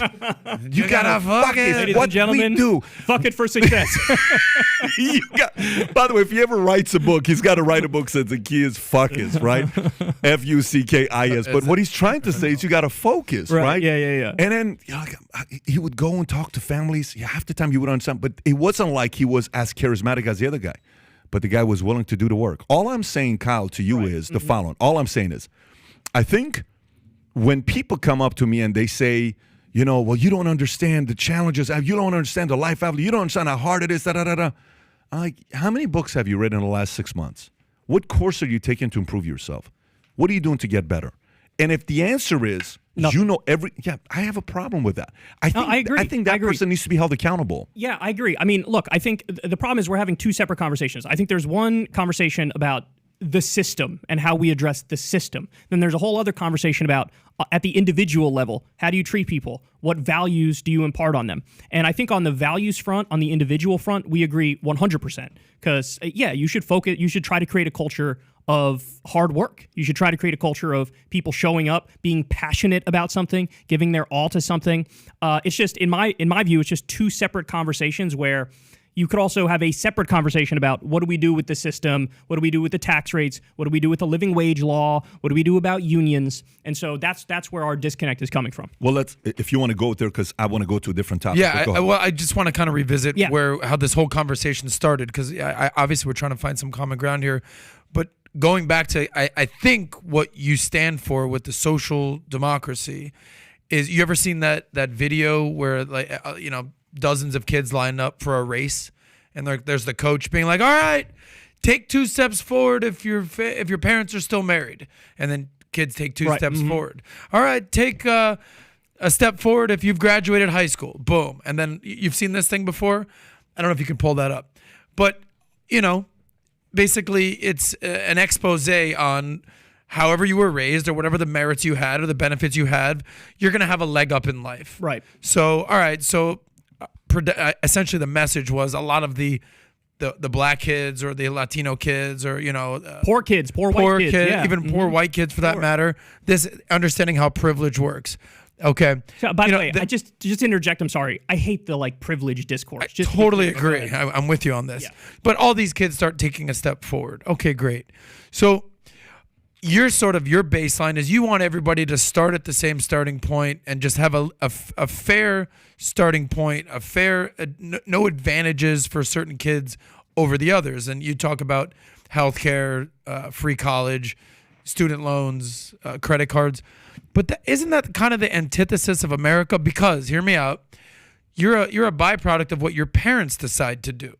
So if your parents work hard, pay their bills. Is that right? I think it is right. Really? So if my parents are a scoundrel drunk, then I'm just destined to be fucked and that's fine? I'm not. Why are you destined to be fucked? You can make a decision to actually clean up your act. You don't have to live because your parents fucked up. But if Pat basically spent his whole life reading books, working out, improving, raised his kids the right way, made millions and hundreds of millions of dollars, and Rob over here worked a 9 to 5, didn't read books, didn't improve, didn't pass down anything, knowledge, wealth to his kids. Are you saying that Rob's kids should have the exact same starting point as Pat's kids? I think that's utterly unfair. Okay. So first of all, you said this is, kind of the antithesis of America. I totally disagree with that, because when you look at civil rights history, that was the core of what they were trying to do. Hey, it's unfair that we have our boot on the neck of this entire class of people. They're, minorities and they're treated unfairly. Let's just start treating them fairly. That was the core of that. And also, the New Deal. That was FDR coming in and saying, you know what? These, what he called economic royalists, have been fucking working people for far too long. The income and wealth inequality at the time was preposterous. It was called the robber baron era, because you had this top tiny sliver of the population that was making all the fucking money. Then you had these people who were working all day, every day with shit pay. Industrial Revolution, aristocrats, fat cats, yes, that whole all thing. that stuff. And so 150 years ago. Though, so what I would argue is I think what I'm trying to do is harness the best of the American tradition. I think that social democracy is America at its best. That's what Social Security was, Medicare, Medicaid. These basic programs to say, I want people to have a fair shot. It's more, I think you're focusing more on the, let's punish the Mitt Romney types or whatever, where my point is, no, let's help the people at the bottom to get to a reasonable floor. Can I respond? Sure. 100 years ago, FDR, Industrial Revolution, everything that Rockefellers, even up to civil rights, dude, I think your argument is completely fair. Meaning, of course, right. certain people were screwed. But it's been 50 plus years since then. At what point do we acknowledge, you know what? People, there's no systematic racism at this point. There's no the man keeping people down. Barack Obama became a president. Things have changed is what I'm saying. We're not back in the 1910s or 1870s or even the 1960s where people didn't get a fair shake. I think more than ever, people have the fairest shake they've ever had in this world. So at what point does that argument kind of get quelled? Meaning all right, we've addressed it. You're right, Kyle. 50 years ago, your argument held water like crazy. Does it still hold the same water today, though? Yes, it does. You know what the number one cause of bankruptcy in America is? Medical debt. Correct. Yeah. You think that makes sense? I don't, but... So wait, let's just focus on that for a second. So we agree on that one. So that same spirit that we brought to the civil rights fight, to the New Deal fight, there's going to come a time when people look back at our era, let's say 50 years in the future, 100 years in the future, and they go, these fucking psychos were just sitting around when people were dying left and right and drowning up to their eyeballs in medical debt, and 45,000 people dying because they didn't have basic health care. There's going to come a time where we look at that with the same kind of scorn that we looked at segregation in the Jim Crow South. Yeah. And that's what I'm just trying to... I don't know if it'll be that level. However, but the question is... The question understand. And Bernie did a great job of this. This is the question of, is healthcare a right or is it a privilege, right? And then should the government pay for everything? Every time the government gets involved in something, it's going to get fucked. But then you have these monopolies, these biotech companies, big pharma that are making across state lines. This whole valid argument, but at the end of the day, who's paying for all this? Right, so you bring up the Scandinavian countries. You know how many people live in all of Scandinavia? All of Scandinavia, Sweden, Denmark, Norway, Iceland, Greenland. How many people you think? Yeah, it's not many. I know. It's like 20 million people. I understand that. There's more people in Texas and in Florida and California. We got 20 to 40 million. So I don't know if that argument can extrapolate, because number one, each of those countries operate independently. So it's 5 million apiece versus 350 million here. I just don't know how it's going to work and who's going to pay for it all. Bernie Sanders, to my final point, if you were just going based on personality and rhetoric, people are like, this guy's awesome. He's crazy. He's wild. His crazy hair. He's got that pizzazz, charisma. But then when you got to actually do the math, it's like, how the fuck is Bernie going to pay all this? Okay. Same with AOC and the New Green Deal. So the problem is, a lot of people will be like, yes, Bernie's the man, of course, tax the billionaires. But it's like, all right, well, where's this money actually going? How are we going to fund all this? And that's the problem that I think people have, is like, great ideas. Where's the math coming to this, though? So there's some very simple answers to that. First of all, there was a report that just came out not too long ago in the Responsible Statecraft outlet. The Pentagon just failed its 5th audit in a row. They cannot account for, I believe the number was 59% of their funds. We're talking defense. We're talking that's trillions of dollars missing. Exactly. Yeah, of course. Missing. Now, somebody might want to check, Dick Cheney's fucking wallet, and somebody might want to check what was going on at Halliburton, what's going on with Kellogg, Brown and Root, and all these Raytheon, Boeing. We spent over $1 trillion. I think it's actually close to $2 trillion on this plane called the F-35-2, which doesn't even fucking fly right to this day. Okay, so when you say, man, how are we going to pay for it? That's my first answer. Did you know if we cut our military budget, and I'm not exaggerating here, by 50%, we would still have the biggest military in the world by far, and it's not even close. Okay, so that's how much is our military budget? So there's the on the books answer, then there's the off the books answer. Go on the books. Yeah, the on the books answer is about $850 billion a year. And how much? So do you know what percentage? I think 90% of our budget goes to well, it's okay. Social Security, yes, Medicare, Medicaid, discretionary versus non-discretionary. Entitlement programs. That's where all our money is going. All of it. Well, again, defense is like 5-10% at that. A lot of people want to say, all right, if you cut a couple $100 billion here, there's trillions and trillions and trillions go to Social Security, Medicare, Medicaid. So that's where the entirety of our budget is going, and it's getting larger and larger as boomers, 10,000 baby boomers turn 65 every single day. Like, what do you want to do with those programs? So first of all, those programs, there's the discretionary portion of the budget and the non-discretionary portion of the budget, and those are viewed as kind of off the table. Nobody touches this. In other words, you don't need Washington to step in every year to re-up Social Security, Medicare, Medicaid. They're sort of off on their own, and I think it's a good thing that they're not addressed every single year, because I don't think we'd ever fucking renew healthcare for old people or payments for old people. I like those programs, and those programs are some of the most popular in the country. I think we should look more at doing stuff like that and not wasting a tremendous amount of money blowing up countries that didn't attack us. Yeah, I agree, but I'm just saying follow the money. The majority of the money, it's easy to go deep.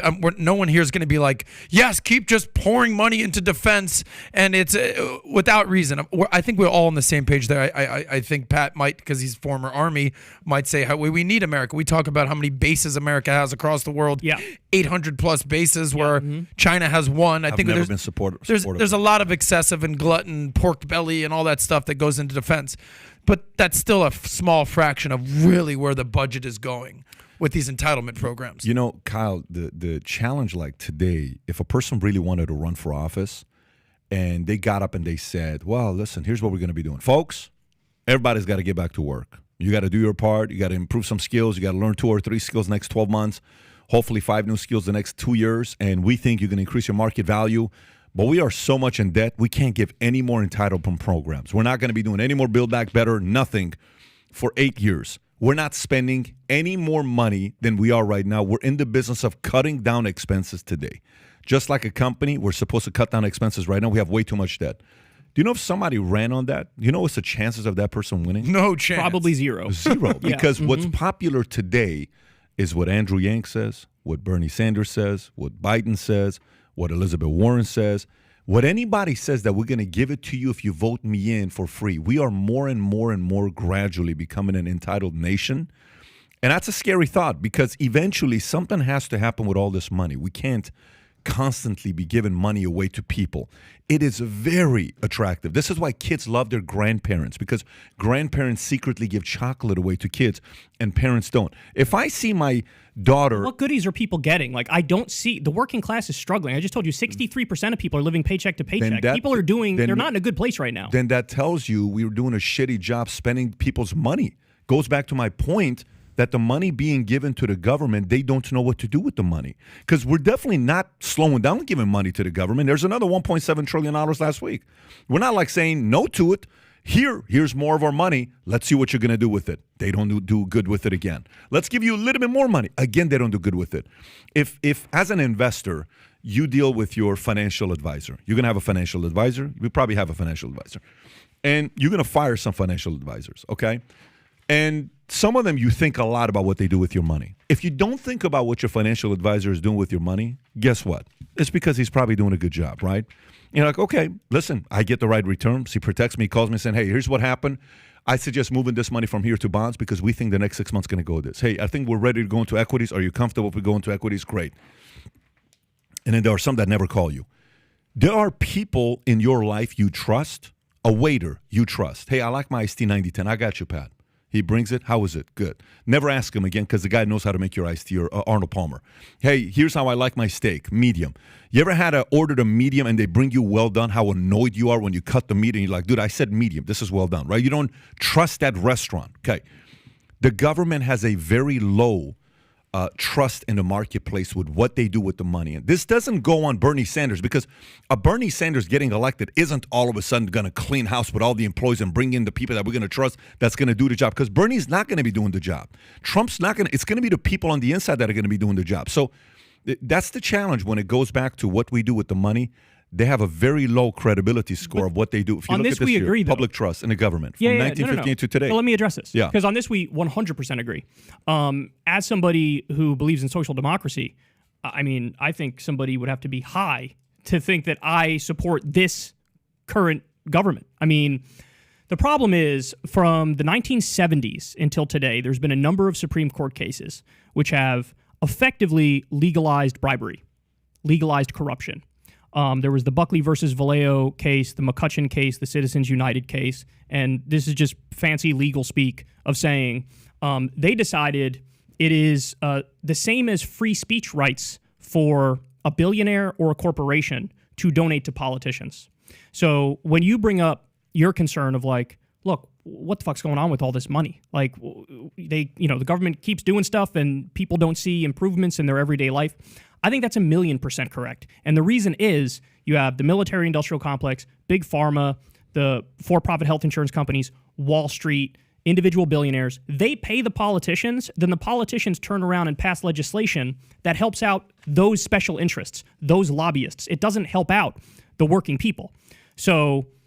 Of course. We're 100% in agreement on that. And I think the solution on that front, if you want good governance, if you want a government that actually represents the people more, where you can see it's all accountable and you see where the money is going and it's all going to positive places, there's something called clean elections, which effectively is taking the private financing out of the election system. So no more corporate donations, no more billionaire donations. The way it works is there's a process to determine who gets on the ballot. And then once you're on the ballot, it's funded by the taxpayers. And then you have a genuine, real, true battle of ideas and policies and disagreements. And it's no longer a battle of competing factions where, for example, it's like, well, the Democrats are bought by this lawyer group or these unions, and the Republicans are bought by this hedge fund. And so whoever ends up winning the election, guess who's going to get served? Either the hedge fund or the... Of course. Right, yes. Yeah, but we're on the same place today. This is right. why I'm for Trump and Bernie.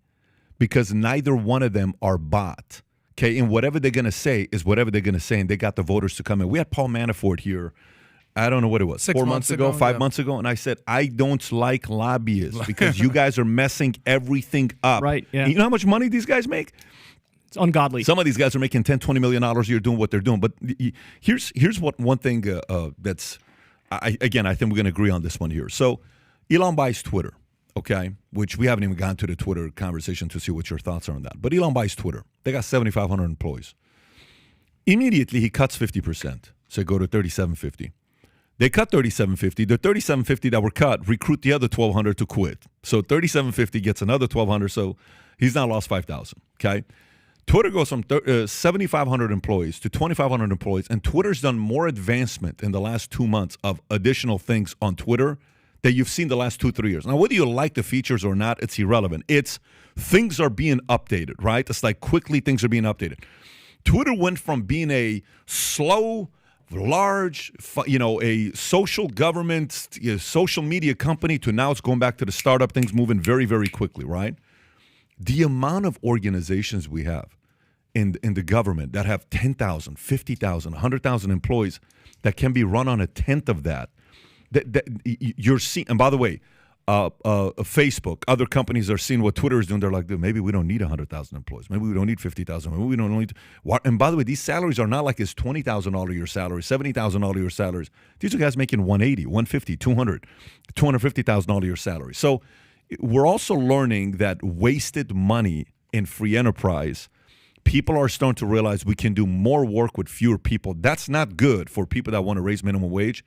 But also in the government, every time, like, we need 80, how many thousand IRS agents did they just hire? 87,000 new IRS. And they're saying with the 87,000 with guns, by the way, with guns. 87,000 IRS agents, did you see what number they give? We're going to be able to collect another $1 trillion of tax money. To be fair, they say that's for people who make $400,000 and over. They're saying that. They're saying that. But good luck going and spending some money and getting a $700 bill on something you did on PayPal or any of that stuff. You're still getting that $700 tax bill. They're still going and collecting that money from the people. 87,000 IRS agents for what? How does that sell me to dream? How does that sell me to dream? What are you saying to people? We're going to collect money. You really need 87,000 of them? Well, see, the problem is under the previous administrations, I think going all the way back to Bill Clinton, but it may have been from Obama and onward, there's been effectively like a war on the IRS where they've fired a tremendous number of them. So getting back these 87,000 is not even getting back to, what it was however many years ago. So you think we need more IRS agents is what you're saying? To go after the wealthy? Yeah, because right now I agree with your point about the IRS kind of harassing working people and going after people who make $40,000 a year or whatever it is. No, I don't want to go after those people. And like I told you, I think those people should get a tax cut if anything else. I think they should have more money. Yes, I definitely think we should rein in the oligarchs for sure. And you need the IRS in order to do that. How big are how many oligarchs do we have? Well, I would define the oligarchs as what we just described before, which is the billionaires and corporations who pay the government their campaign contributions. You need 87,000 to go after 500 people? Well, no, I mean, not just the oligarchs. I'm talking about but that's what you the said, top 1%. But, yes. But if you I think you should go after basically the top 1%, including the oligarchs. So are you part of top 1% right now? I'm probably part of the top 5%. Okay, but you're going to be in the top 1% very soon. Maybe, maybe not. We'll see. There's no question about it. You keep working, buddy. You'll be there. There's no question. Capitalism's given you a very good life. I think if you keep continuing, you'll be in the top 0.1%. So we believe in you, Kyle, is what we're trying to say. We think you can do this. I'm saying the government should tax the shit out of me. That's what I think. Really? What's a fair much, tax rate? How much should they tax? What's a fair rate?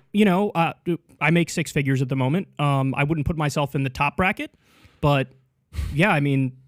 So what's your tax rate? Like, be real. What's your tax rate right now? You're in New York? Probably. You're in New York? I mean, New York has kind of high state taxes. Okay. And so let's say you make $200,000 a year. Okay. So you're paying $100,000 in taxes. Probably closer to like 85, 90, something like that. So what are you more cool comfortable with paying? Yeah, no, I think that's a fair rate. So what happens if they took 10% more? I would probably switch it up in terms of what percentage goes to the federal government versus what percentage goes to the state government.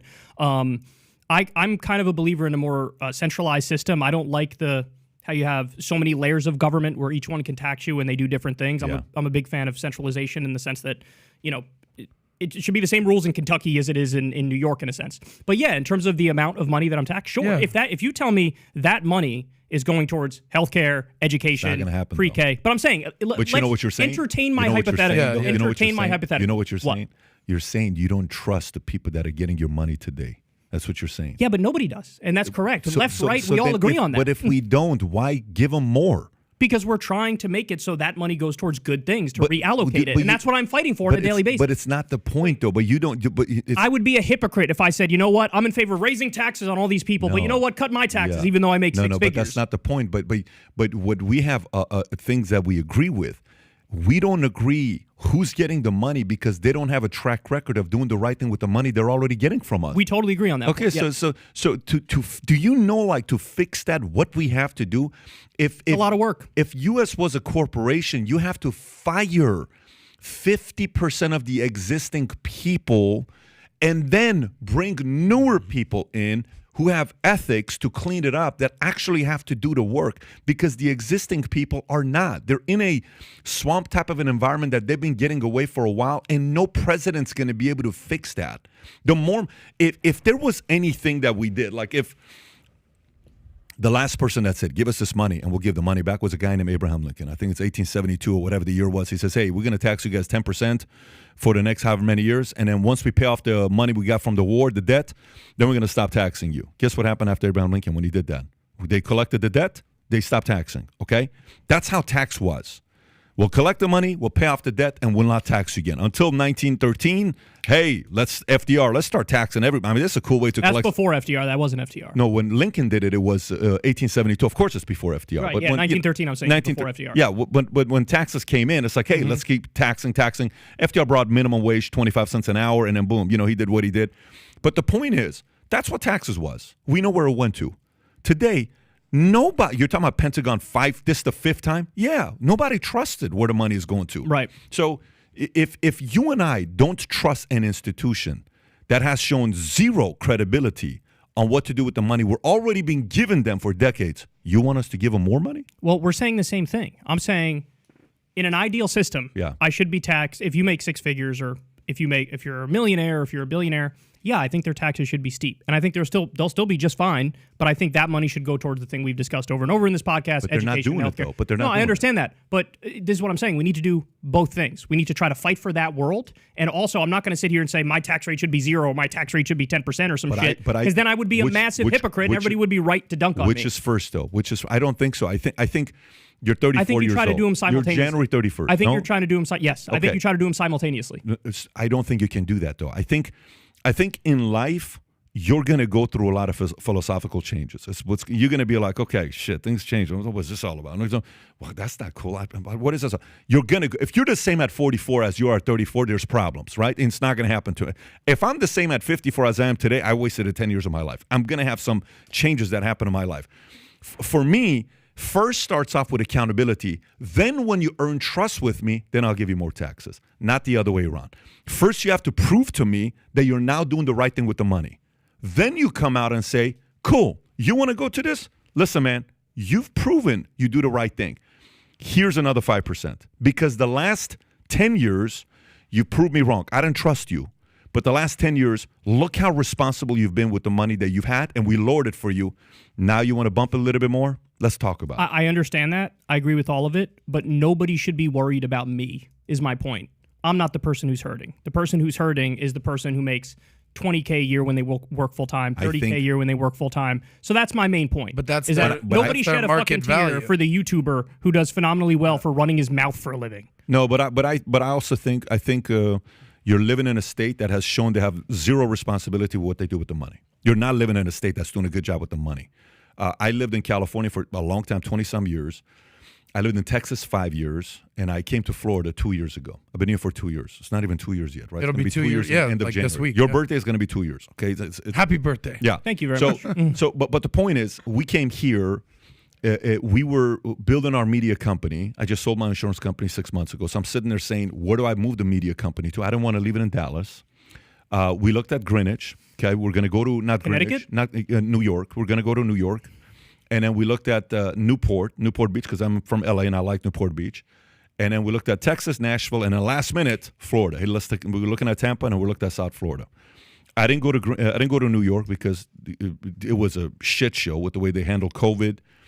taxes. No matter how much taxes you give them, they keep raising it. California, top of the chain with taxes. First time since 1851, California's lost net with the amount of people they have there. People are leaving that place. They don't trust California. Tennessee, I lived in Tennessee for 2 years. I don't want to go to, when I was in the Army, I lived in Tennessee for a couple of years. I love Tennessee. But I kind of wanted to have a little bit of the lifestyle with the money. And then I saw DeSantis handle things in the state of Florida. I said, you know what, this is a place to move down to because his policies earned the trust of me moving my family. So I have a question for you then. Yeah. 2024, Trump versus DeSantis. Mm-hmm. Number one, what do you want to happen? Number two, what do you think will happen? It's a great conversation. We've had it many times. I don't think it's pretty. I think it's going to be ugly. I think it's this is a part where I'm going to kind of agree with you on, give you something that you're going to be able to talk about. I think there could be a civil war on the Republican side. I don't think it will be pretty. And I think if a DeSantis or a Trump is wise, specifically more on the DeSantis side, you have to do negotiations up front before 2024 comes around. Meaning, my camp is sitting down with Trump's camp right now having conversations to see if we can do anything here. Because if Trump comes out doing what Trump's going to do, it's going to be, you know how Bernie came out calling out Biden, calling out Warren, calling out all that stuff? But guess what Bernie did at the end of the day? He broke the back and he fell in line. He did. Yeah. There's no way this is going to happen. Who's the favorite right now between Trump and DeSantis? DeSantis is. So you agree with me? I've been having this debate with people. In the Republican Party, you think DeSantis is the favorite? Oh, we got a disagreement. So you think Trump's in the favorite? Republican Yes, in the Party? Republican primary. In the Republican Vegas primary. odds. If we're talking Vegas odds, Vegas put DeSantis at the top, then it's Biden, then it's Trump. No, Vegas and I'm odds? saying in the Republican primary, Trump I think versus it's DeSantis. Trump to lose. You think it's his Correct. to lose. I Yes. totally disagree now. Okay. I think DeSantis is the favorite right now. Trump has... I hope you're right, Kyle. I think a lot of people... What I right. said to you, I'm giving you Vegas odds. Yeah. I'm sorry. Trump is 2, DeSantis is 1, and 3 is Biden. Trump is 2, DeSantis is 1. And these are the odds that I Okay. trust. These are the polls that I trust, by the Newsom way. is Vegas. 4th, by I the don't way. disagree with you. I'm telling you. Not Pew, not so- Rasmussen, Quinnipiac, Vegas, baby. So let me give you... Here's the problem with Trump electorally.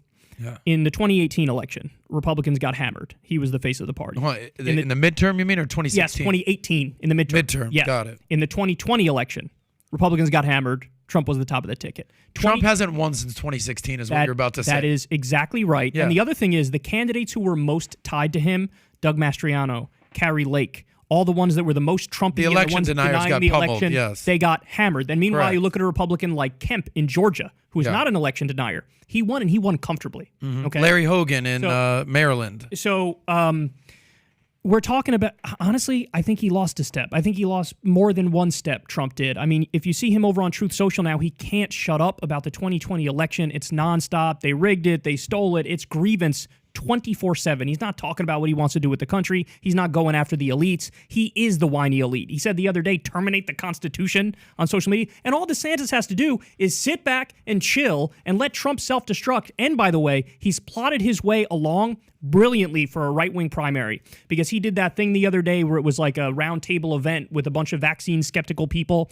The right-wing base loved that. There was something else that he did, which I'm blanking on at the moment, but he's been plotting his way around perfectly where he's not pro-Trump, he's not anti-Trump, he's just sort of Trump agnostic and doing his own thing. And a lot of people are leaving Trump and going to DeSantis. I think he's the favorite for the Republicans. What I think you're saying is the magic he had in 2015, Gone. 2016 is gone. It's gone. I don't think anybody would disagree with you There, on that. believe it or not, there are people. I've had this debate with Crystal. I've had this debate with Sagar, and I love both of them. But they've held strong to this day. Like, no, he's still the Don. Well, that's for 25% of the country and 40% of the Republican base. That's great. That might win you a primary.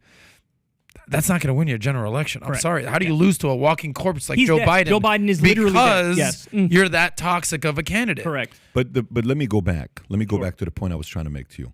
So why did DeSantis all of a sudden get, he went from winning by 34,000 votes in 2018, barely winning by 34,000 votes, to now 1.5, 1.6 million votes. What did he do to become the best governor in all of America, plus minus votes? That's a form of trust, including Miami-Dade County.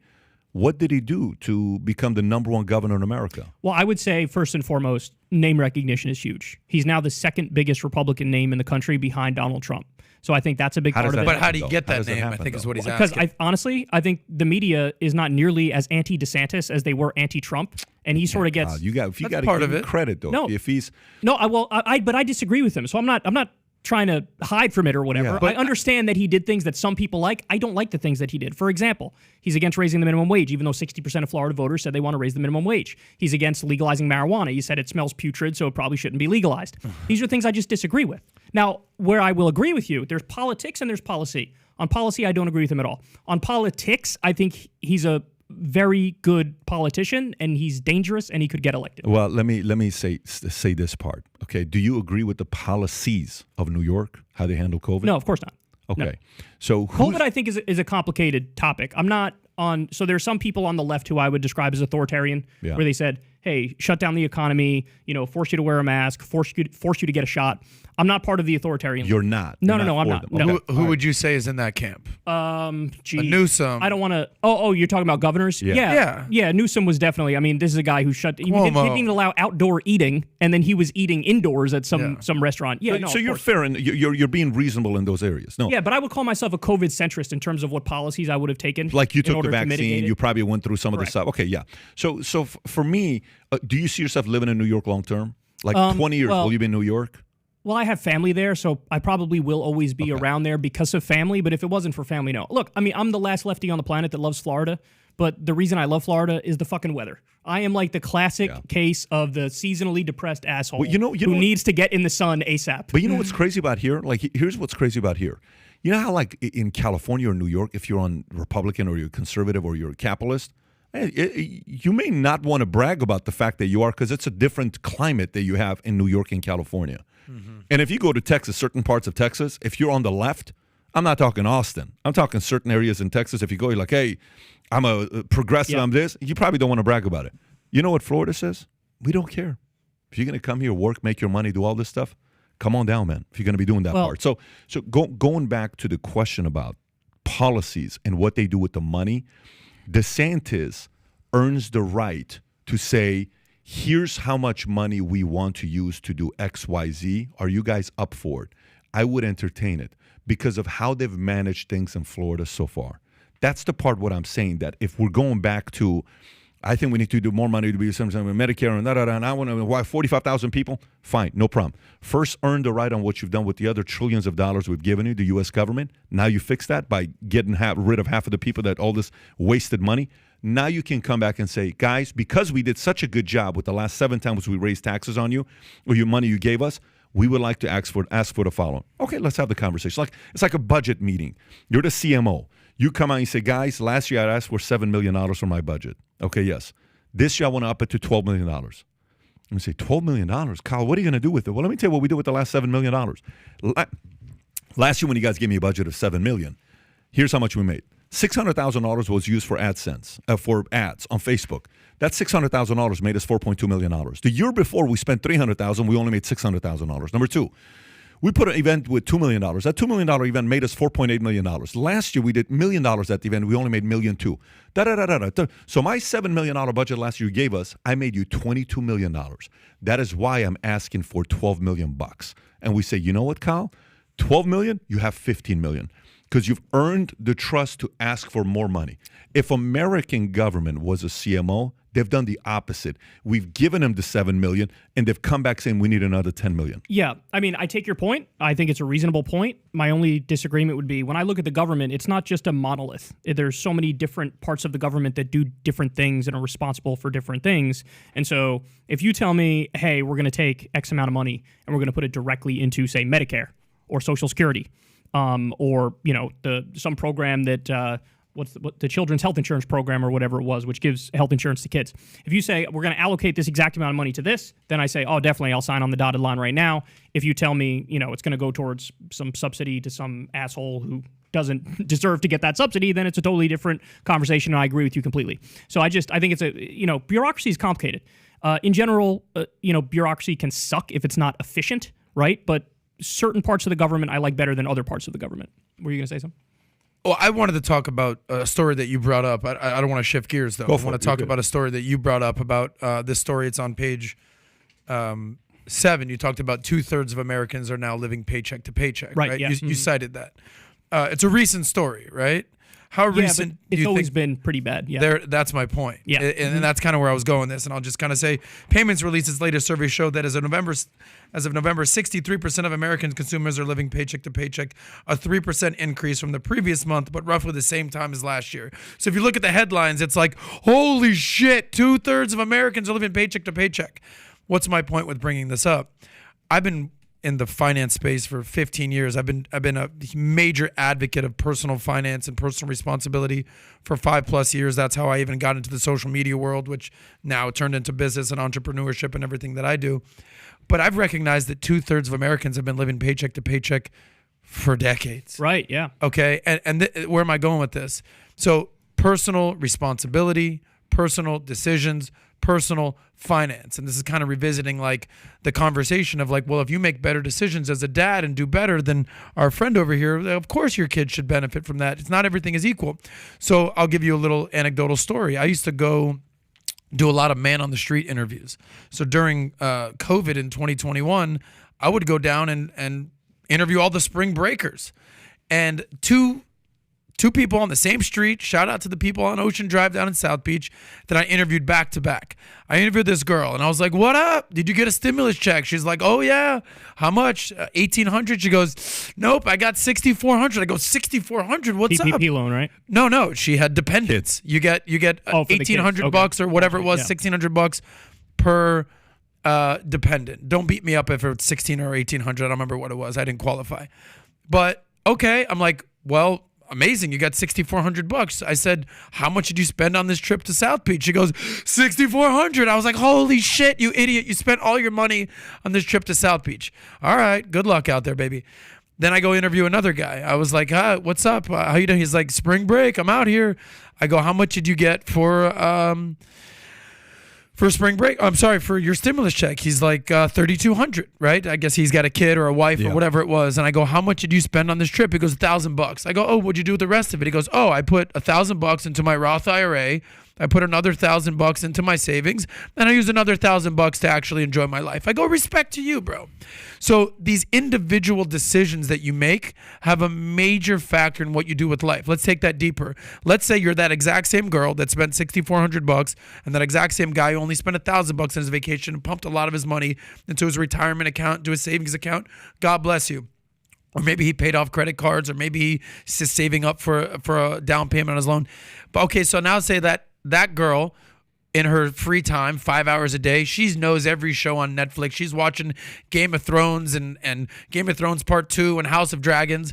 And the other guy is actually watching PBD Podcast 2 hours a day and twice a week. And he's improving. He's getting smarter. And he's reading a book or what. He's just doing it. And the other girl, she's playing video games and she's doing that, whereas the other guy is working out and improving. So I'm saying that you are a byproduct of the decisions that you make. So that girl who's spending all her money on a stimulus check to go out and party and watch Netflix and play video games, why should she have the exact same advantage or the exact same life, or why should her kids have the exact same life as that dude who pumped his money into a Roth IRA, into a 401k, that saved his money, that worked out? Why should their kids have the exact same starting point when we're all a byproduct of the decisions that our parents make? Okay. So the short answer is you're not going to create a government bureaucracy to comb through 175 million people to determine who you think is worthy and who you think is not worthy. When you do a relief program, generally speaking, there's going to be broad relief, in which case, yeah, some people might be assholes, might be irresponsible, they get the money, and others may not be. No doubt. The government should give all the people the money, it's all good, but it's on the person to decide what you're going to do with them. Well, look, I don't think anybody would disagree with that. And yeah, you can point at certain examples of individuals being assholes with their money, but I do think that misses the bigger picture, and here's why. There was a UBI study that came out of Stockton, California. The mayor over there somehow got this pilot program started with universal basic income. I think he gave $500 a month to people. And what they found is that in the overwhelming majority of cases, the money went towards necessities. And so I think that is more indicative of your average American. The best part of the COVID rescue plans, in my opinion, was the direct checks to individual people who were struggling. The worst part was, for example, the billions of dollars that went to, say, the airlines, and there were things attached to that. There were strings attached. They said, look, you can't fire people if we're going to give you this money, because they were afraid these airlines are going to take the money, then fire everybody. And guess what they did? They gave people early retirement, which was basically firing them anyway. And then here we are today, where they're still understaffed, and we can't. If I may, I don't want to interject. Colorado, or wherever you. I don't want to get caught up in the fact that these were government handouts, government bailouts. Let's just use a different example. We both make $10,000 as a bonus at the end of the year. We work for the exact same job. I spend my money and max out my 401k and pay off my credit card bills and save some money. Yeah, that's more responsible. Okay, you go spend half of it at the club, go to South Beach, spend it at partying at 11 in South Beach, big club, and you spend money on strippers and cocaine and have the time of your life. God bless you. Yep. Mm-hmm. Invite me next time. However, to say that those people should, their kids or the byproduct of their family should have the exact same situation, I have a major problem with, because you have the ability to make the decisions. This isn't government handouts. No, but you both got a $10,000 bonus. But out of curiosity, do you think the kid that happens to have asshole parents, so you think there should be like some sort of punishment associated with that? What do you mean, asshole parents? Let me ask you. Parents who made better decisions. The one who is irresponsible. No, made better financial decisions. No. I'm not. No, I'm saying the person who was irresponsible, the parents who partied on South Beach or whatever, and they have their kid, and that kid is behind the eight ball, obviously, because they don't have the most responsible parents in the world. Correct. So where's the disconnect here? Do you think that kid shouldn't have health care, shouldn't have education? Like, what do you think they shouldn't have? I'm just saying that you want to give free health care, free college, and make sure these kids don't have credit card debt. But, no, I don't want to eliminate credit card debt. I'm just saying credit card debt is high. Right. Go on. Well, of course, but a lot of that is because the parenting didn't teach the kids the right way. Okay, so like, I don't think that we should just. By the way, the student loan thing, I signed, whether that's right or wrong, I signed up for my student loans when I was 18. I took out $25,000 in student loans. That's on me. No, so not. It's not. I think that's a bullshit system, and I think you were hoodwinked whether or not you realize it. I think in the same way, look, I went to public high school. I paid $0.00 out of my own pocket. It was paid for by the taxes of the community. Mm-hmm. All I'm saying is it should apply to college like that too. There are people who start out and they're in major, major debt because they're like, I want to improve my life. And it's like, well, great. Now give me $100,000. Yeah, but at what point? Like we all saw what happened with Sam Bankman-Fried and everything that he did, and his mother penned some article about I don't believe in personal responsibility. So I think kind of like the whole premise of America is that you're an individual. You can do whatever you want in your life. I say this all the time. There's a major difference between being poor and broke. Poor, you live in a poor shithole country, and you're in Honduras, whatever. You can't make your money. Broke in America, you make $50,000 a year and somehow you can't get by. That to me doesn't add up because I see the decision. I live in South Beach.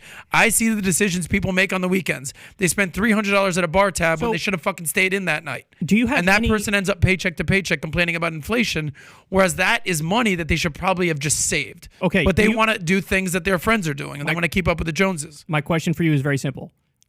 I think we're having two separate conversations. Do you have any systemic critiques, or does it always come back to the individual?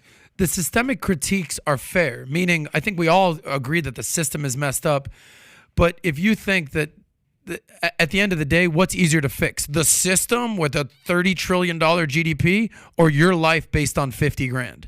And if your life based on $50,000 is the easier thing to fix, that's where you should start. Okay, but so my like problem is the wailing against the system and like the victim mentality and like, oh my God, life's so tough. That's a straw man. I'm not saying that, but there are a lot of people that say, you have no idea how many conversations I have with people. My fucking boss is an asshole. Life sucks. They don't pay me enough. It's like, you make $50,000. I see what you're doing on the weekends, buddy. Okay, you could have stayed in Saturday night, but instead you went to the club. Isn't that a straw man of working people? What every working person is just some asshole who fucks off and gets drunk every week. That's not what I'm saying. There are people who are busting their ass and just not able to pay the bills. But they're busting their ass at their job. What are they doing with their free time? My main disagreement is that I submit to you, people cannot just bootstrap their way out of this if the system is rigged. I think it's rigged. What say you? I think there's a lot of things within the system that can be improved. Okay, that's great. But if you want to wait for the system to improve itself and fix your life, I never said those words. Go for it, buddy. Good luck. Those words. I think I'd rather start with myself And in year 1, get out of debt. Year 2, save some money. Year 3, start investing and do something about it rather than wait 4 years for Bernie to try to figure it out. First of all, I never I'd rather said those take words. No, I'm giving a hypothetical, but I would rather look in the mirror and say, I got to do some things in my life than wait for the government or Kyle or the system to have it figured out. Look, that's just my opinion. The problem here is, I don't think anybody disagrees with what you're saying. When you talk about like, hey, do the best you can, work really hard, pick a passion, give your all to it, learn, expand your horizons. If you say those things, then I say, and I think any reasonable person would say, 100% on board. But I think the problem is if somebody comes along and has a separate conversation critiquing the system because they say it's rigged, it's not fair, and then you invoke the individualistic argument again, in a sense to kind of cock block the conversation about the systemic critiques, then I think it becomes a problem. Because then the implication is, if you just bootstrap your way out of it, you're going to get out of it. And my whole point is, I don't think that's possible. I think there are tens of millions of people who are part of this working poor group who did nothing wrong on their own, and the system just fucked them. Let me give you one story. When I was in high school, the hardest working guy I knew, his name was Kevin, okay? Mm-hmm. He rented a shitty little apartment, and he worked 2 or sometimes even 3 jobs, was going nonstop. And the guy was living at or below the poverty line. I look at that guy and I say, what can he do to change this situation to be better off? And the answer is, honestly, not much. The problem is the jobs he's working have shit pay. And my submit to you, yes, there should be rules around that. Okay. This dude should be able to live a decent life, especially since he's such a hard worker, he's such a good person. He should be able to live a decent life. Now, in terms of the irresponsible people, I agree. If you want to have a conversation about how there's a bunch of douchebags on South Beach, believe me, I know. Yeah, the conversation that I think we're talking about. So let's be very clear. What did Kevin do for work? Oh, geez, he was a delivery driver. One of his jobs was delivery driver. So he would spend, from probably 5 o'clock at night until 10 o'clock at night, he'd be delivering pizzas. Great. What was his next He job? did some landscaping stuff in the morning. Now, how did Kevin, he went to high school with you? Yes. Did he graduate high school? I don't know if he ended up graduating. He didn't even fucking graduate high school, okay? Wait, hold on. So Kevin was a screw up. But what if I told you his parents died, and so he had to pay the bills to look after his siblings?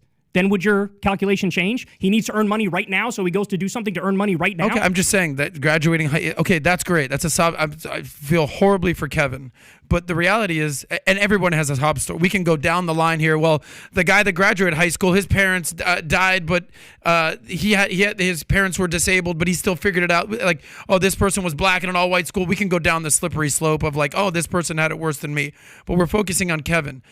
The problem that I have is, yes, there are hardworking people. I've gone down to rallies, the Fight for 15 rally in downtown Miami with one of my best friends, Harris, Haitian kid who works his ass off, and I'm seeing the people that are fighting for 15. They are immigrants. They barely speak English. They don't have anything going on. They're working 2 jobs. I feel for these people.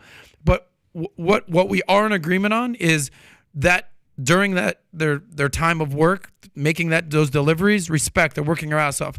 My question is, what are you doing with your spare time? We all get 24 hours in a day. My inkling is those people who are still continually living paycheck to paycheck, having 2 jobs, can't figure it out. They're not putting in the work outside of work. We're going to fully fundamentally agree on Kevin, the delivery driver. It's tough out there as a delivery driver, no doubt.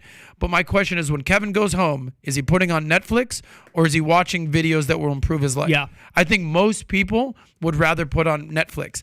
And I think to Pat's credit, what Pat is basically saying is, when he was working at Bally's and his boss is saying, hey, he went above and beyond. Yes. You can be like me and make $80,000 a year. Just do this. He's like, dude, I want to do more, and I'm going to read books, and I'm going to improve.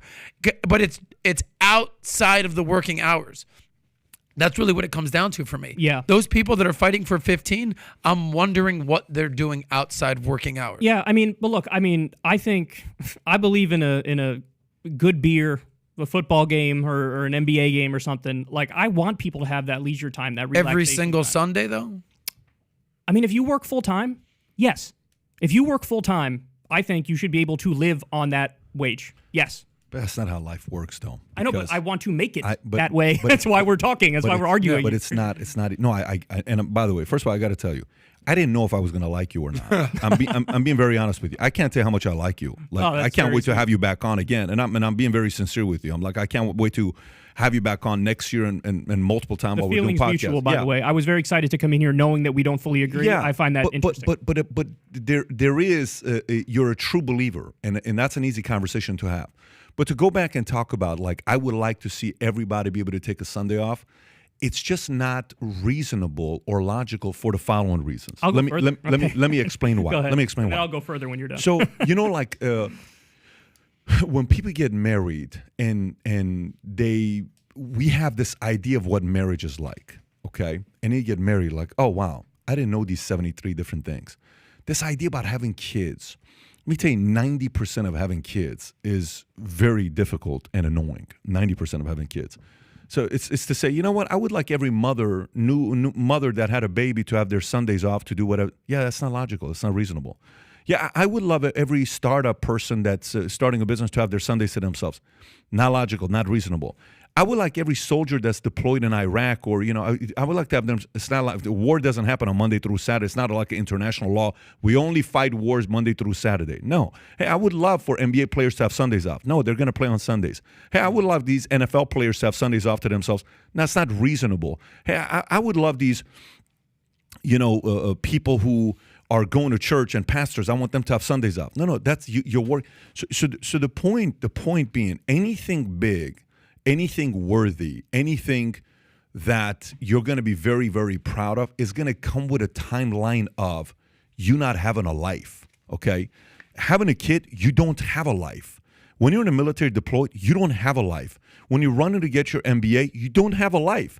When you're running to be a bodybuilder, Iranian guy, Hadi Chopin just won Mr. Olympia, you're not going to have a life. When Ali was getting ready for a fight, 90 days before a fight, you don't have a life. So almost the biggest, most incredible, rewarding things that we go through come with a few years of not having a life. So I get what you're saying, where eventually a person ought to have the right to be able to ... For sure, I'm with it.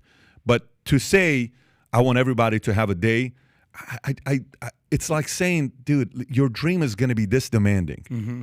Do you want to do that? It's going to take 2 years of you not watching any Netflix, any shows. Are you willing to go through that? I'm not. Right. Then don't bitch about it, because you have the choice. Can I add to that? And then I do want to respond to that. Yeah, I want to hear what he has to say. 100%. Well, I so much agree with this. I was having a conversation with a girl yesterday. She goes, so what do you do for work? I'm like, well, she's like, is the Valuetainment what you do? I go, no, I have a financial firm that I run. And that's where I make the majority of my money, and I do the Valuetainment thing on the side, which is now turning into a full-on career at this point, right? But it didn't start out that way. It started off as a little side hustle interviewing people. She goes, well, where do you find the time to do 2 careers? I go, well, if you care that much, there's a lot of things I had to eliminate. I don't watch football on Sundays anymore. I don't have a TV anymore. I don't watch Netflix anymore. I don't really go out and party all that much anymore, except for, occasionally. But because what I value so much of what we're doing here at Valuetainment, I'm like, fuck it. It's worth another 40 hours a week and doing this and toggling between 2 things, because I believe in that so much. But that's because that's something that I believe in, that I want to do. Again, personal responsibility, not to like put your stuff out there. We talked about this at the beginning. You're getting married, right? To Crystal. Congratulations. You found love. That's amazing. She has 3 kids. You're about to be a stepfather, 3 kids. So God forbid something happens with one of the kids. God forbid. I hope it doesn't. Suck it up, kid. Okay. Or right. It's Sunday. Or God forbid that you guys end up kind of living paycheck to paycheck because you got to put 3 kids through private school, but it's worth it. Should anybody feel bad for you that you don't have more money than you possibly could because you're marrying somebody with 3 kids? You signed up for this, is my point. Yeah. And that's great. And that's awesome. I wish you the most amazing life ever. But for me, I'm saying, I don't know. If times get tough, it's because you kind of signed up to having 3 kids, and that's your decision. I respect that. Versus the person that's like, you know what? I'm not marrying somebody with no kids. I don't want the responsibility. I'm going to start my own family and start it once. But you made those decisions, and that's what I love about America is you get to pick the life that you want and carve out what you want from life. So let me respond to all that. Yeah, of course. First of all, if people want to choose to go further, to do something that's full-time or beyond full-time. You want to choose to have a family. You want to choose to be a soldier. You want to choose to be in the NFL, which means you're going to have to work on Sunday.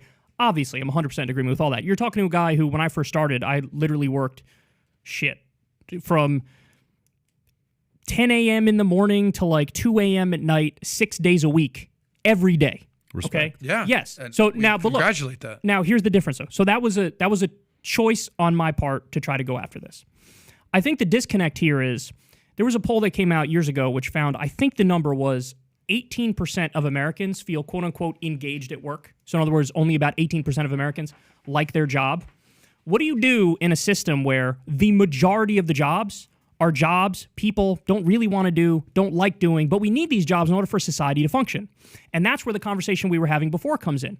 What should the norm be for the way we structure our economy? Should people have to work? For example, before unions came around, people would work 6 days a week, 7 days a week. And then eventually we earned the right, hey, we're only going to work 5 days a week. And that became the default. That became the norm.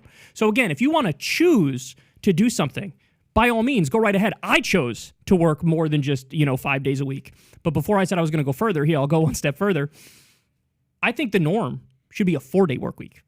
And there's been a number of pilot studies on this where you have people work 4 days a week, and they're doing one in the UK. They're doing them in a bunch of different places now. Portugal too. Yeah. And so the productivity in these companies, many of them stayed the same, and some of them the productivity even went up.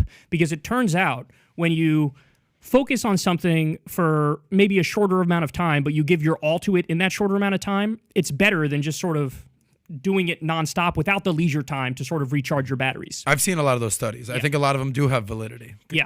I mean, so the point is, like, you didn't just pull that out of your ass. I've seen a lot of Yeah. So anyway, if people want to choose to go further, 100% on board with that.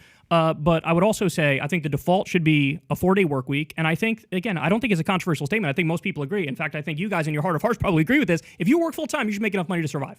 That's not too much. Now, I'm not saying give everybody a Maserati and $2 million if you put in the bare minimum. That's fucking crazy.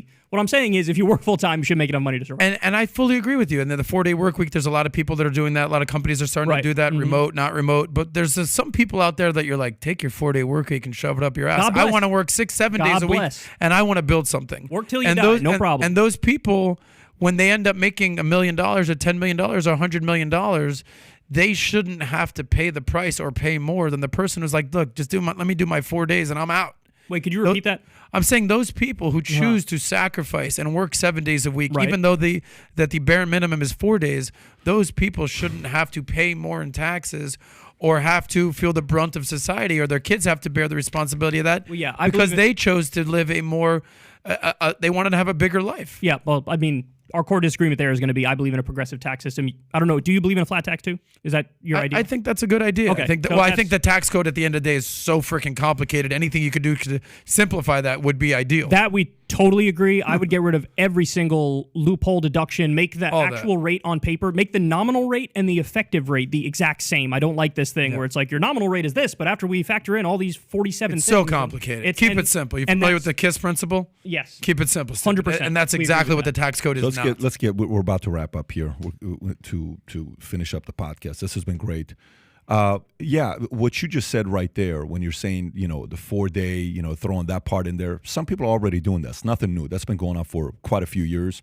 And even what social media has allowed people to do is to make the 4-hour workday more realistic. I think Tim Ferriss wrote a book about it called 4-hour The 4-hour work. I never read that. Did you ever read that? I never read it. Yeah. It's not what I subscribe to. But there are people that like that. And there are people that enjoy that lifestyle. For me, here's how I allot it when I sit down and typically look at what a person, let's just say you do a 4-day work week. What are you going to do with the other 3 days? What does the average person do with the additional 3 days? You know what the average person, you know how much social media consumption is up, or TV consumption, or doing nothing with your life is up. For me, I want to know what the best looks like for XYZ, whoever it is, for John, for Mary, for Jack. I want to see that. Now, do they want to see that or not? That's a choice that they have to make. It's not my option to force it down their throat. Go give your best to see what your best looks like. I don't give a shit about that. No problem. Enjoy your life. But if you're not happy with the money you make, just figure out a way to increase your market value. There's many different ways to make a living today in America, especially with these technology companies that we have. So many different ways to make money.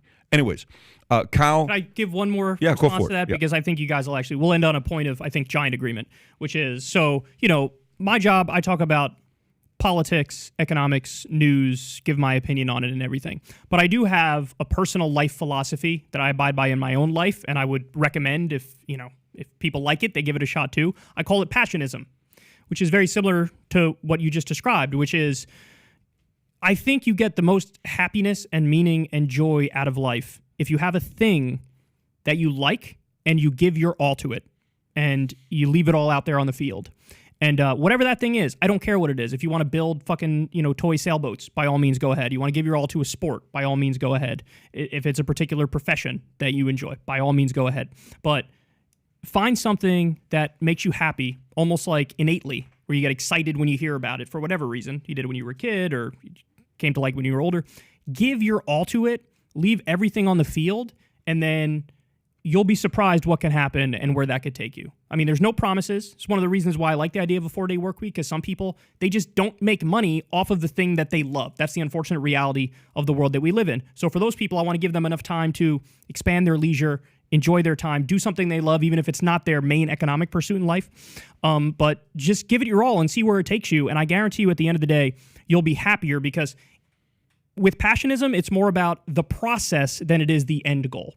Mm-hmm. It's not about like, okay, if I do X, Y, and Z, I'll get the $1 million or I'll get the women or I'll get what. No. The whole point of it is the beauty is in the process of it. If you love something, you give your all to it, you don't stop, you'll be a much happier person just by going down that path. Fully agree. I get what you're saying. For me, I subscribe to the 420 rule, and I don't mean by smoking weed every day at 420, although that sounds pretty cool for many.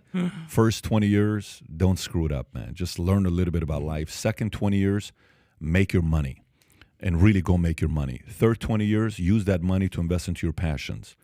And then the last 20 years, go figure out a way to go contribute back to society, whether it's going to be charity, politics, service, whatever it is, education, but make your money. Sometimes I chase my passion part-time. I chased retire my dad at a 99-cent store full-time.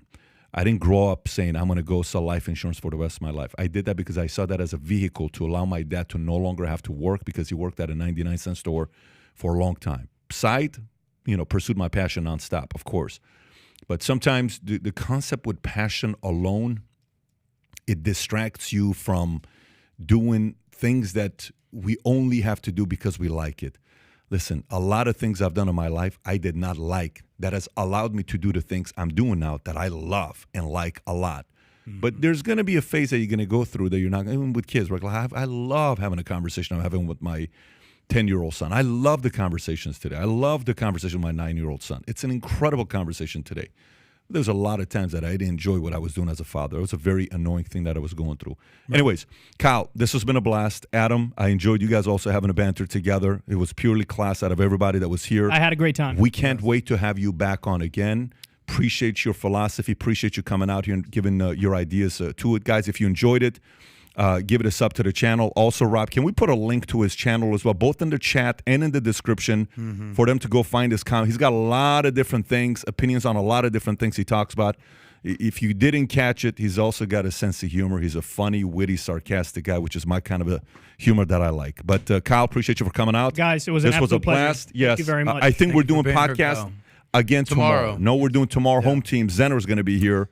And Sam Sorbo. I think. Yes, Sorbo. No, you give me a weird look. That's just his face. Okay, we'll figure it out. We'll figure out what's going to happen. Anyways, we're doing a podcast tomorrow. We got like 60 topics to go through tomorrow on it. Take care, everybody. Bye-bye, bye-bye, bye-bye.